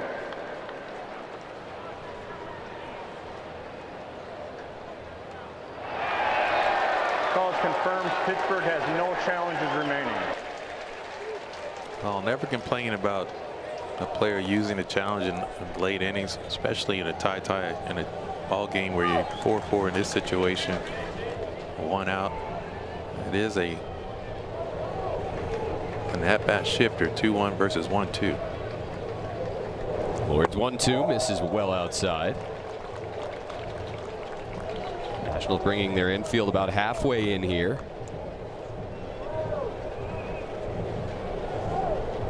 Yeah, good speed on the bases for the Pirates. Mangum at first, Triolo at second. Henry Davis runs well as the catcher. 4-4 game here in the 8th. 2-2 to Griffin is fouled off right side. Pirates looking to end this road trip with an above 500 record. Nationals looking to win their 3rd straight series. Get back to 3 games over. Another 2-2. Another foul ball.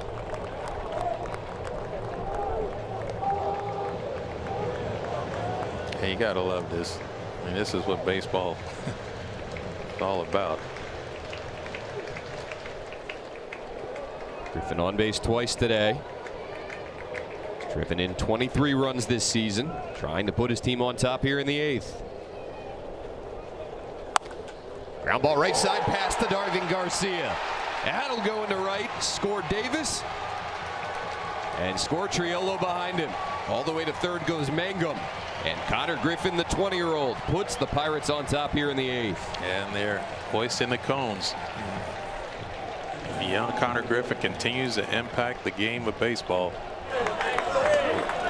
Really, really good at bat. 2-strike at bat. You see the pitch up and stay inside the ball and shoot it down the right field line. Just out the way of Garcia. Nice job all the way around. Jake Mangum able to go 1st to 3rd to set up now Brandon Lau. Make it 25 RBIs on the season for Griffin. Giving the Pirates the lead yet again. Lau 0 for 4 today. Virginia native who played collegiately at University of Maryland nearby.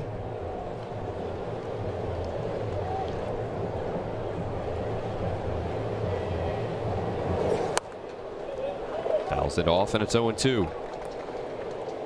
Still nobody warming in the Pirates bullpen.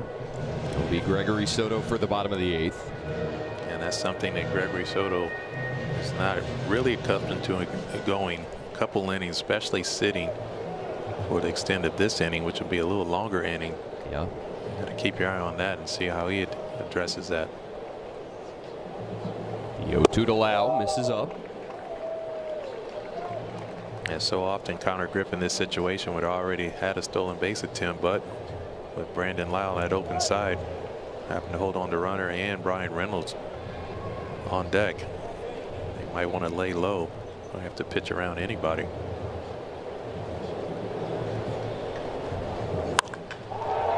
Crushed out to right. Wood back on it, looking up, and it's out of here. Brandon Lau. A 3-run shot here in the 8th inning. And what was a 4-4 game is now 9-4 Pittsburgh. And this is what the Pittsburgh Pirates have been excited about when it comes to Brandon Lau. He just has the ability to hit the long ball at any given time. And this time, late in the game like this, the Pirates have been able to get some separation with the 3-run homer. This was extinct in the last 4 or 5 years, and it has been brought back to Pittsburgh. Let the Welder's hood come on once again for these Pirates. Boy, he went down to get that one. His back knee touching the ground. And again, we talked about the strikeouts earlier, and then you have a guy with 2 strikes and he can do that. And so that's the trade-off. You have guys like in that lineup that can impact the baseball. It makes a world of difference. 21st home run of the season. Now 63 RBIs. Currently only 2 home runs away from tying Neil Walker for the most homers by a Pirates second baseman in franchise history in a single season. Brad Lord is done. Allows 5 runs here in the 8th. Justin Lawrence next out of this Nats pen. Manager Blake Butera. Dan, you mentioned that Lau played at Maryland. Blake played at Boston College. They played against each other, and then they were both drafted the same year by the Tampa Bay Rays. In spring training together for a couple of years, they got to know each other super well in spring training, living at the team hotel in Port Charlotte, Florida. They spent a lot of quality time together. Brandon said Blake had probably one of the stranger professional careers that are out there. He said he didn't play for as long as a lot of people do before he got into coaching as one of the youngest guys in the big leagues. He goes, so I love calling him coach. As he gave me a little smile, he says, but it's been impressive watching him win at all the different levels. Blake said Brandon is an ultra competitor. He's funny. He's got that super dry sense of humor. He likes to keep it loose, talking a little trash. We mess around with each other all the time. He still calls me coach as a joke. Blake laughed and said, I think it's still weird to him that he's playing and I'm doing this. Dan? Thank you, Alexa. Cool tie between the two teams. Those Tampa Bay roots seem to stay with guys even after they've left the organization. Yeah, they really do. They do a good job over there. Justin Lawrence out of the Nationals bullpen. Brad Lord went 1-2-3 through the 7th and ran into a lot of trouble in the 8th inning. Allowed 5 runs, all within the span of 2 batters in terms of the run scoring. A 2-run single by Griffin, a 3-run homer by Lau, and now here's Justin Lawrence.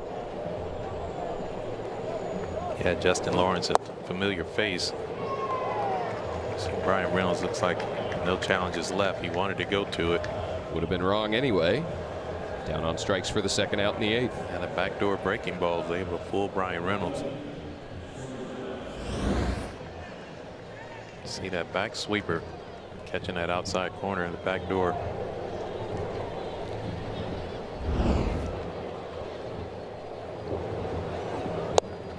Yeah, Justin Lawrence, a familiar face for these Pirates, obviously. Yep.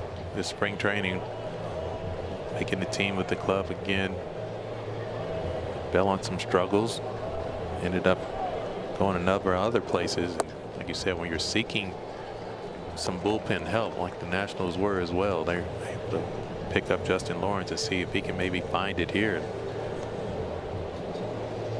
Because of his experience, 6 years in the major leagues, his first appearance in a Nationals uniform was a save opportunity at Baltimore. Ended up coming through. So he's one of those guys too. I mean, a good fastball, good velocity, just a different arm angle. And that sweeper can be an effective pitch. That one, a lot of sweep. And that's probably one of the things that guys go into the offseason, they look to do more. Sometimes less is more.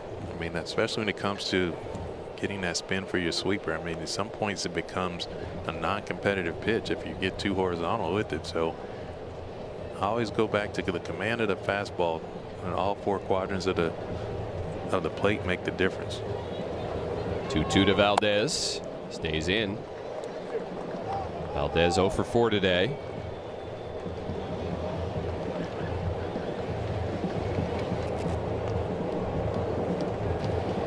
Riding a 9-game hitting streak coming into the game. Swings through a fastball and he's down on strikes. So back-to-back Ks of Reynolds and Valdez, but the Pirates take the lead. Yeah, a couple of good home runs, swings. And see Connor Griffin with a big 2-out RBI with 2 strikes, and Brandon Lau also with 2 strikes. The 3-run homer. Pirates put up a 5-spot.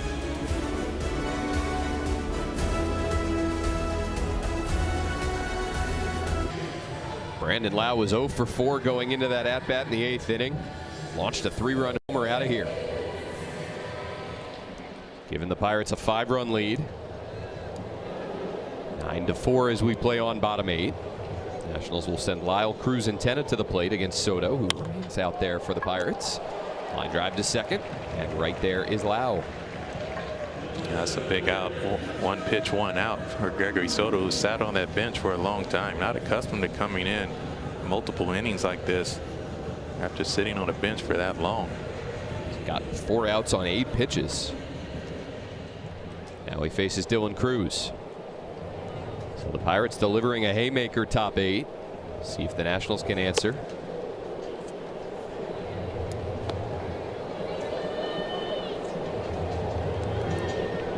There's a couple flyouts to center. A walk and a run scored.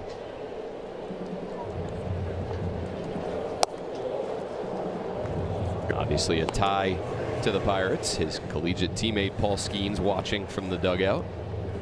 They went number 1 overall, number 2 overall. Bayou Bengals. Cruz launches one to deep left. Valdez back on it, and it's out of here. Dylan Cruz sends his 6th of the year out to the visiting bullpen. And the Nats chip away a little bit here in the bottom of the 8th. Pirates lead is now 4. Yes, if the Nats can get Dylan Cruz swinging a bat like that, a little more consistency, man, they are going to be something to be dealt with. Said this talented bunch. They can impact the baseball. They can run the bases. They can do so many things. That was a no-doubter right off the bat.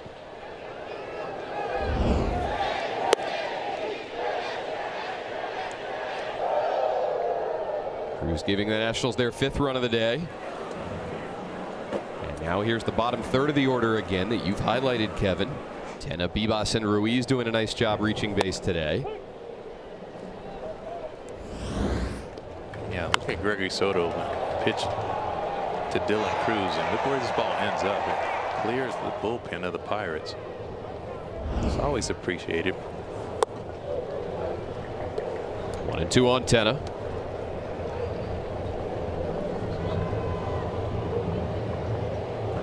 Two for 3 today.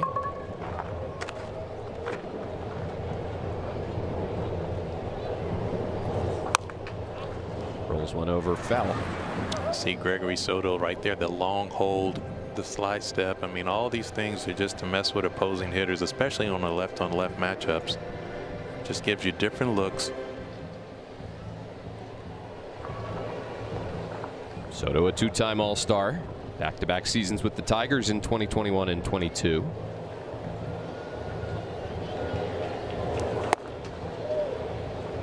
Two and 2. You see Johan Ramirez for the Pirates, the right-hander. He's had a lot of use over the course of the first half of the season. It's been a big arm coming out of that bullpen just to eat up some innings and do it effectively. Tena spins away. Count now 3 and 2. Yeah, the Nats would like nothing more to continue to get on base runners here. And if you're Soto, last thing you're trying to do with a 4-run lead in the 8th is give up free 90s. Yeah, those free passes are not in the books. Is 3-2, misses low. And you see him just frustrated body language wise after that pitch. Well, Kevin, the only way you can get back in the game is allowing these bottom half of the lineup to actually get on base and turn it over to that top. you mentioned the long wait that he had. Don Kelly sent him out for the 8th inning after his team put up 5 runs in the top of the inning.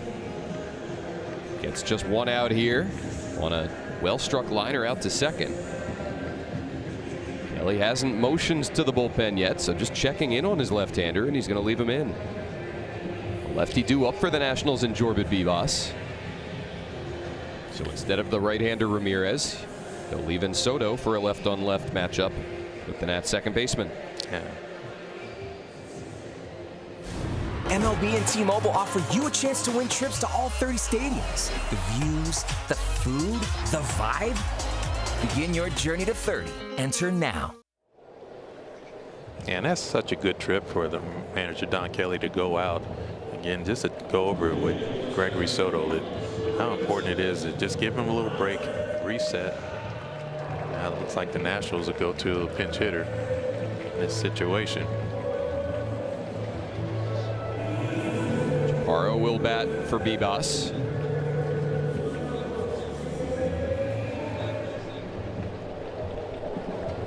Yeah, the Nationals just want to chip away. Still have some outs to give here. Chaparro picking up his first homer of the season on the last road trip for Washington. He's done a good job as a pinch hitter as well.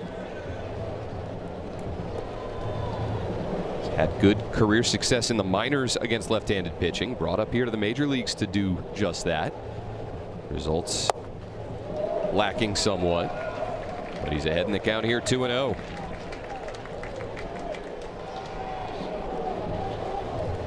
Drew Millis waiting on deck. Pinch ran for Keibert Ruiz back in the 6th.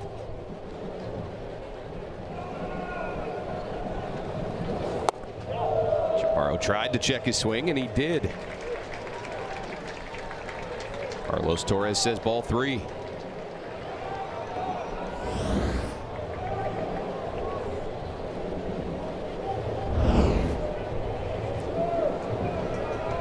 Is Chaparro firing a swing here in a 3-0 count? He takes strike 1.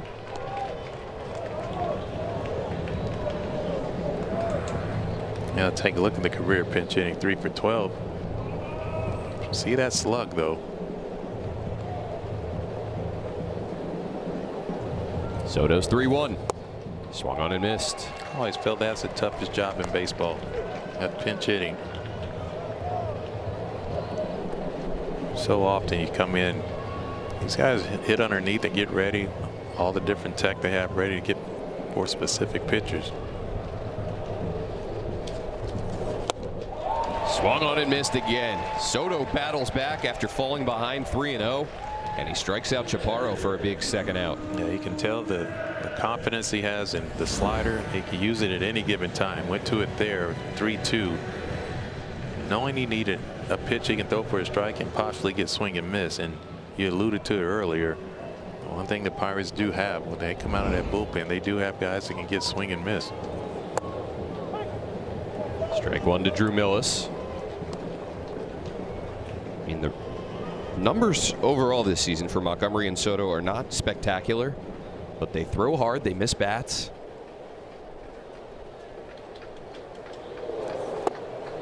Oh, wow. That's that backdoor slider. The one that you hope you don't hit your back foot on when you swing at it. Yeah. Bit of an uncertain swing there for Millis, getting his first at bat of the day. 0 for 3 in this series with a walk. Batting 185 this year. And he's down on 3 pitches. So Soto allows the homer to Cruz. Walk to Tena as well, but he gets back-to-back strikeouts. Dylan Cruz launching his 6th of the year. 18th RBI. Gets 1 back for the Nats. They still trail by 4 to the 9th here in D.C.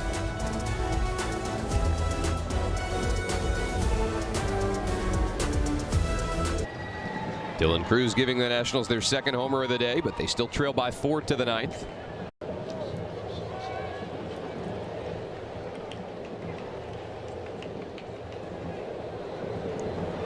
Justin Lawrence stays out there for Washington. This is away to Ryan O'Hearn.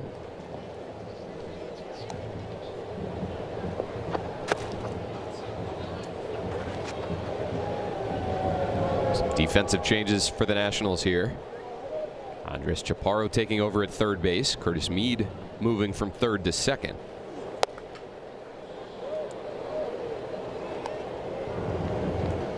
Chaparro making just his 2nd Major League appearance over at the hot corner.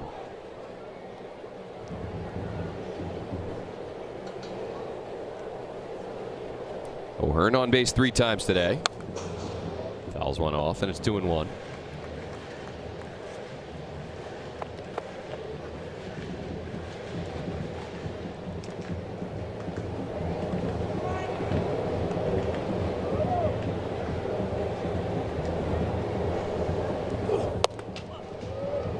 Three balls and a strike. Yeah, this is where you're making that impression for your manager. Obviously, an opportunity for Justin Lawrence. You definitely want to be able to fill up that zone when you come out of that pen.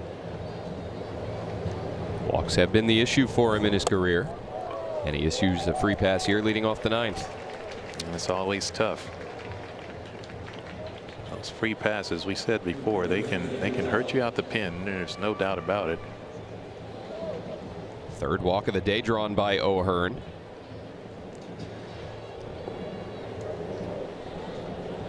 Pirates team entering the game with the most hits in Major League Baseball, 3rd most runs scored. They can run, they can hit for pop. Can beat you in a number of ways. Are you talking about the Nationals or the Pirates? Yes. I will. Yes, exactly. There's Gonzalez also aboard 3 times today. Well, you can win some games, by playing small ball. You can win some games by playing long ball. But if you're going to win consistently at the major league level, you have to win in a variety of ways. And that's what both of these teams are trying to accomplish. Obviously, the hitting leading the way for both squads. I think the other thing you think about having that good pitching, but the defense, I think that's probably a major part that can get overlooked as well. The Pirates defensively trying to figure out their way, but they noticed a big difference when they lost Connor Griffin at shortstop for that little bit of time. He just keeps getting hits. Out to right and slicing away from Wood. Nick Gonzalez on board yet again. O'Hearn will be stopped at third. Ball skips away from Garcia. Chaparro has to track it down. And the first two have reached here in the ninth for the Pirates. O'Hearn on a free pass. Gonzalez on a double. Nick Gonzalez has just had one heck of a road trip. This road trip started a 4-game series in Philadelphia, turned into obviously this 3-game series here, but what he's been able to do this road trip is something he will never forget. It's just been hit after hit. Now the Nationals will bring in the infield to see if they can cut down the run, and Henry Davis at the plate. First at bat of the day for Davis. Takes strike one. Gonzalez now on this trip 13 for 27. That's one heck of a road trip. Makes you want to stay on the road. Yeah. Pirates going into an off day tomorrow. Line drive past Abrams. O'Hearn will come to the plate. Gonzalez being waved home behind him. Throw comes to second by Lyle, and the Pirates reach double digits here in the ninth. 2-run single by Henry Davis brings in 2 to make it 11-5. Yeah, Henry Davis has not had a good offensive first half of the year. You see that pitch there, down and away. A really good pitch by Justin Lawrence, but Henry Davis looking to get the pull side, found a way to get that ball out in the outfield. Nice line drive and picked up a couple RBIs because of it. Cones are still out. They're all over.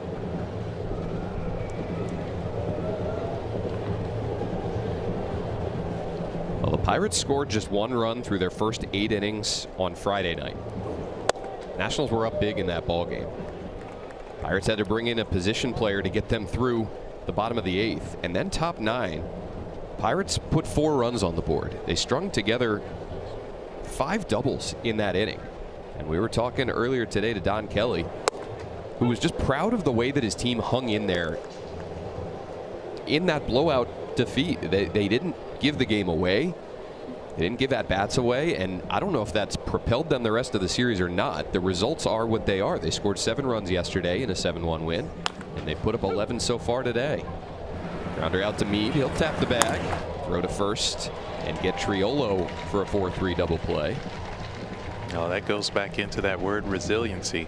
And that's the one that was used by manager Donnie Kelly of the Pirates. Let's talk about that team and see if the Pirates want to challenge, and they do not on the double play ball.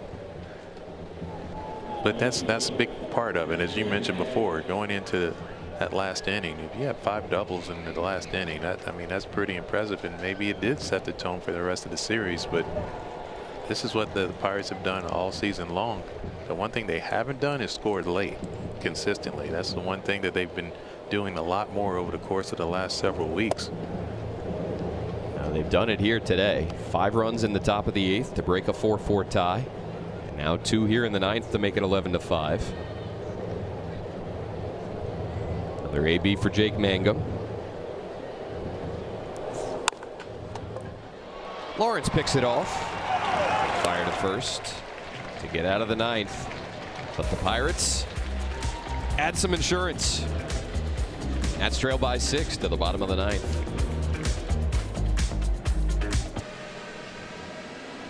Pirates looking to wrap up a series victory here in D.C. They lead 11-5 to the bottom of the 9th. Now you see exactly what we wanted to come out to see a ball game. You have the fans of the Pirates here, the Nationals. They're weathering all the hot Independence Day weekend. They've stuck around. I'd like to see that. Stick around for 9 innings. And there's Dennis Santana for the Pirates. pitch and the heavy workload for him. This is 39th appearance of the season. He'll face the top of the Nationals order, Wood, Garcia, and Meade. You see his arsenal, that slider. It's a big pitch for Dennis Santana, and this is a good time for him to go through the top part of his lineup. Be a good for his confidence. We share so often that bullpen took a beating, but they were super effective early in the year. They just got to use a lot. You see some guys that need to be able to get outs against these type of hitters. Maybe Dennis Santana can use this. Wood lines one out to left. Over and now in. To make the catch is Mangum. He's now in center. Billy Cook now playing, or he's now in left. Billy Cook now in center.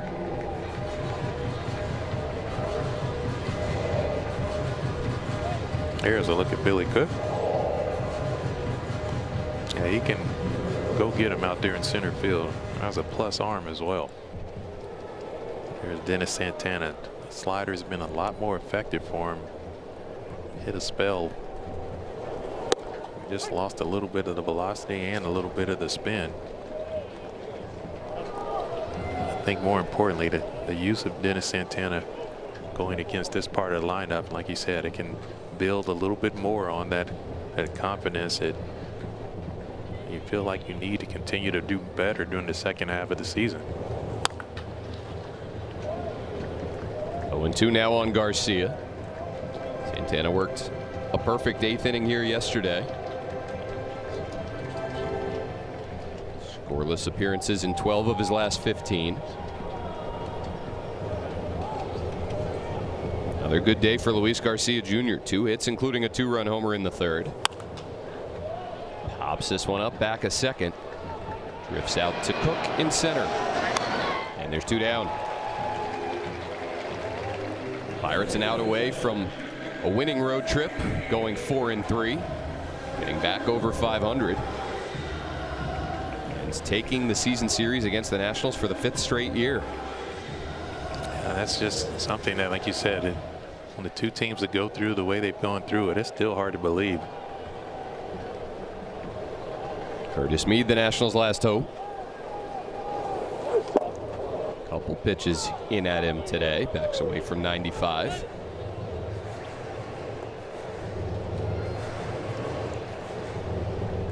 As mentioned, the Nationals will welcome in the Astros tomorrow, start of a 3-game series. Day off on Thursday, and then the Yankees come to town. For the Pirates, they too will end the first half at home. Looking to pad those records. Get to the trade deadline in a position where they can force their general managers, presidents of baseball operations, to go get some reinforcements. Press the issue. Winning can do that. Meade takes strike 2, and the Nationals down to their last strike.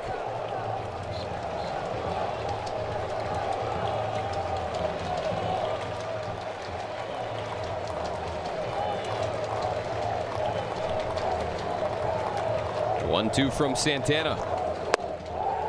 He tried to check his swing. He did. Carlos Torres not ready to be done just yet. I'm pretty sure he went on this one. I was like, we were both standing up on that one.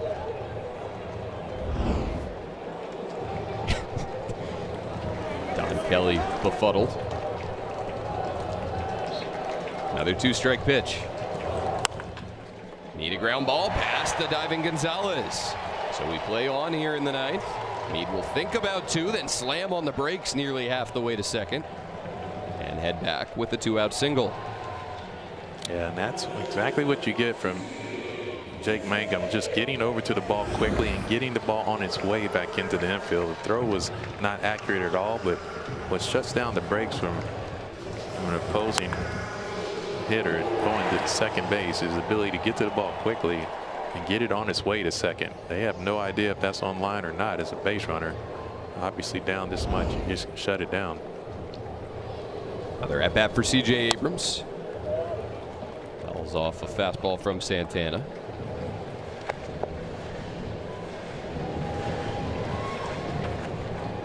Abrams officially 1 for 3 today. Picked up a sacrifice fly in the 5th inning.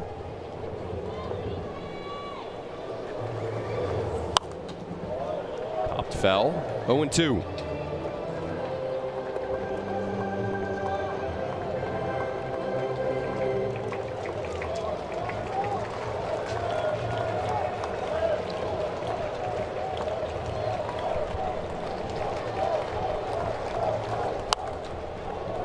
Popped up. Davis going to take a look. Runs out of room.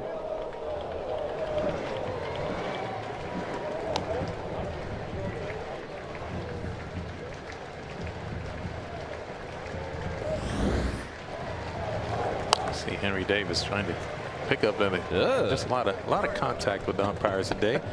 Balls, faces. Long day for everybody. It's hot. You can't move. Another 0-2. Abrams takes it in. In that series against the Braves back in Pittsburgh, Pirates will send Paul Skeens, Jared Jones, and Mitch Keller to the mound. TBA listed for all 3 for Atlanta. TBA is going to get a lot of work. Abrams hits a high fly ball to right. Triolo back near the wall, and he has it. A long final out of a long game on July 5th. We wrap up an Independence Day holiday weekend with the Pirates picking up a rubber game victory. 11-5 our final score here today. Yeah, it was a long, hot weekend, and this rubber match, it was exactly as forecasted. You had 2 teams evenly matched across the board, and we said coming in, the bullpens have been the downfall early on in the first half of the season, and these guys have been able to figure it out. And I think the Pirates offense, again, they're finding ways to score late, and that was going to be the key. Can you score first, and then can you score later on in the game? And the Pirates continue to add on. What about Brandon Lowe and his consistency of being able to hit the ball over the wall, pick up big hits, big home runs? That 3-run homer was a big one. And the bullpen, more importantly, for the Pirates, they did stand up and do exactly what they needed to do. 5 innings pitched out of that bullpen, only allowing 3 hits and 1 earned run. And so it's exactly what you wanted to see for these guys. If you're a Pirates fan, you definitely want to see them playing better as they go into this tough stretch before the All-Star break. Yeah, Lau hit the 3-run homer in the 8th inning, but right before it, Connor Griffin gave the Pirates the lead. A big day for him on both sides of the ball. It really was. You see the good defensive play, being able to do that with the glove. He just shows up defensively on the base pass, whatever you need him to do. And then obviously had a big 2-strike hit. Got 2 RBIs off of this one. You love to see him impacting the game at a young 20-year-old. You got everybody hoisting the cones around here. Even down in D.C. So Griffin a big day. Pirates pick up a rubber game victory 11-5. Let's go down to the field. Alexa Dat with Griffin. Connor Griffin, a huge day for you. The 2-hit single in the 8th, a clutch at bat, 7 pitches, the 4-seamer. Why was that your pitch? First of all, I've been struggling with bases loaded situations, and I just needed to calm myself down, make sure I took a good AB for the team. That was big. We score those runs, and then Brandon Lau does what he does and brings everybody else home. And it was a great road trip, and super pumped to be out here with this team. Yeah, a 5-run inning for you guys with everyone contributing. You also did it with your glove. If I told you that Little League fields across Pittsburgh would be practicing those catches for the rest of time, what would you say? That'd be awesome. That's all I'm trying to do is make the little kids in the stands happy. That's the way I play the game. And how's your hand feeling after a couple of those catches? Good, all good. Just putting my body on the line for the team. That's what I try to do, and I'm glad the game's over. We can hit the road and get back to Pittsburgh. A winning road trip. This team is incredibly resilient. Why? We just battle. We're always people kind of push us to the side. You always see the bigger teams, but we're just going to fight. We got a lot of really good, hard-working guys on this team, and we're never out of it. Connor, for somebody who wasn't here today, how would you describe what it was like to play in this heat? It's just like a hot day on the beach or something like that. Just constant sweat. I had to take my glasses off at one point because they were just dripping sweat, but it was fun. It helps winning baseball games. What does it mean to have this club, fighting for a playoff spot at this point of the season, not only to the fans but to the players in the dugout? Yeah, it means a lot. We got a lot of games left, and we just got to keep fighting, stay in it, and try to bring it home for the Pirate fans. Absolutely. Connor, congratulations. Thank you so much for joining me. Thank you so much. All right, we got a lot coming up to wrap this one up. Dan and Kevin got you covered on the other side. Pirates take it. They take the series, a winning road trip for the Buccos as they head back home.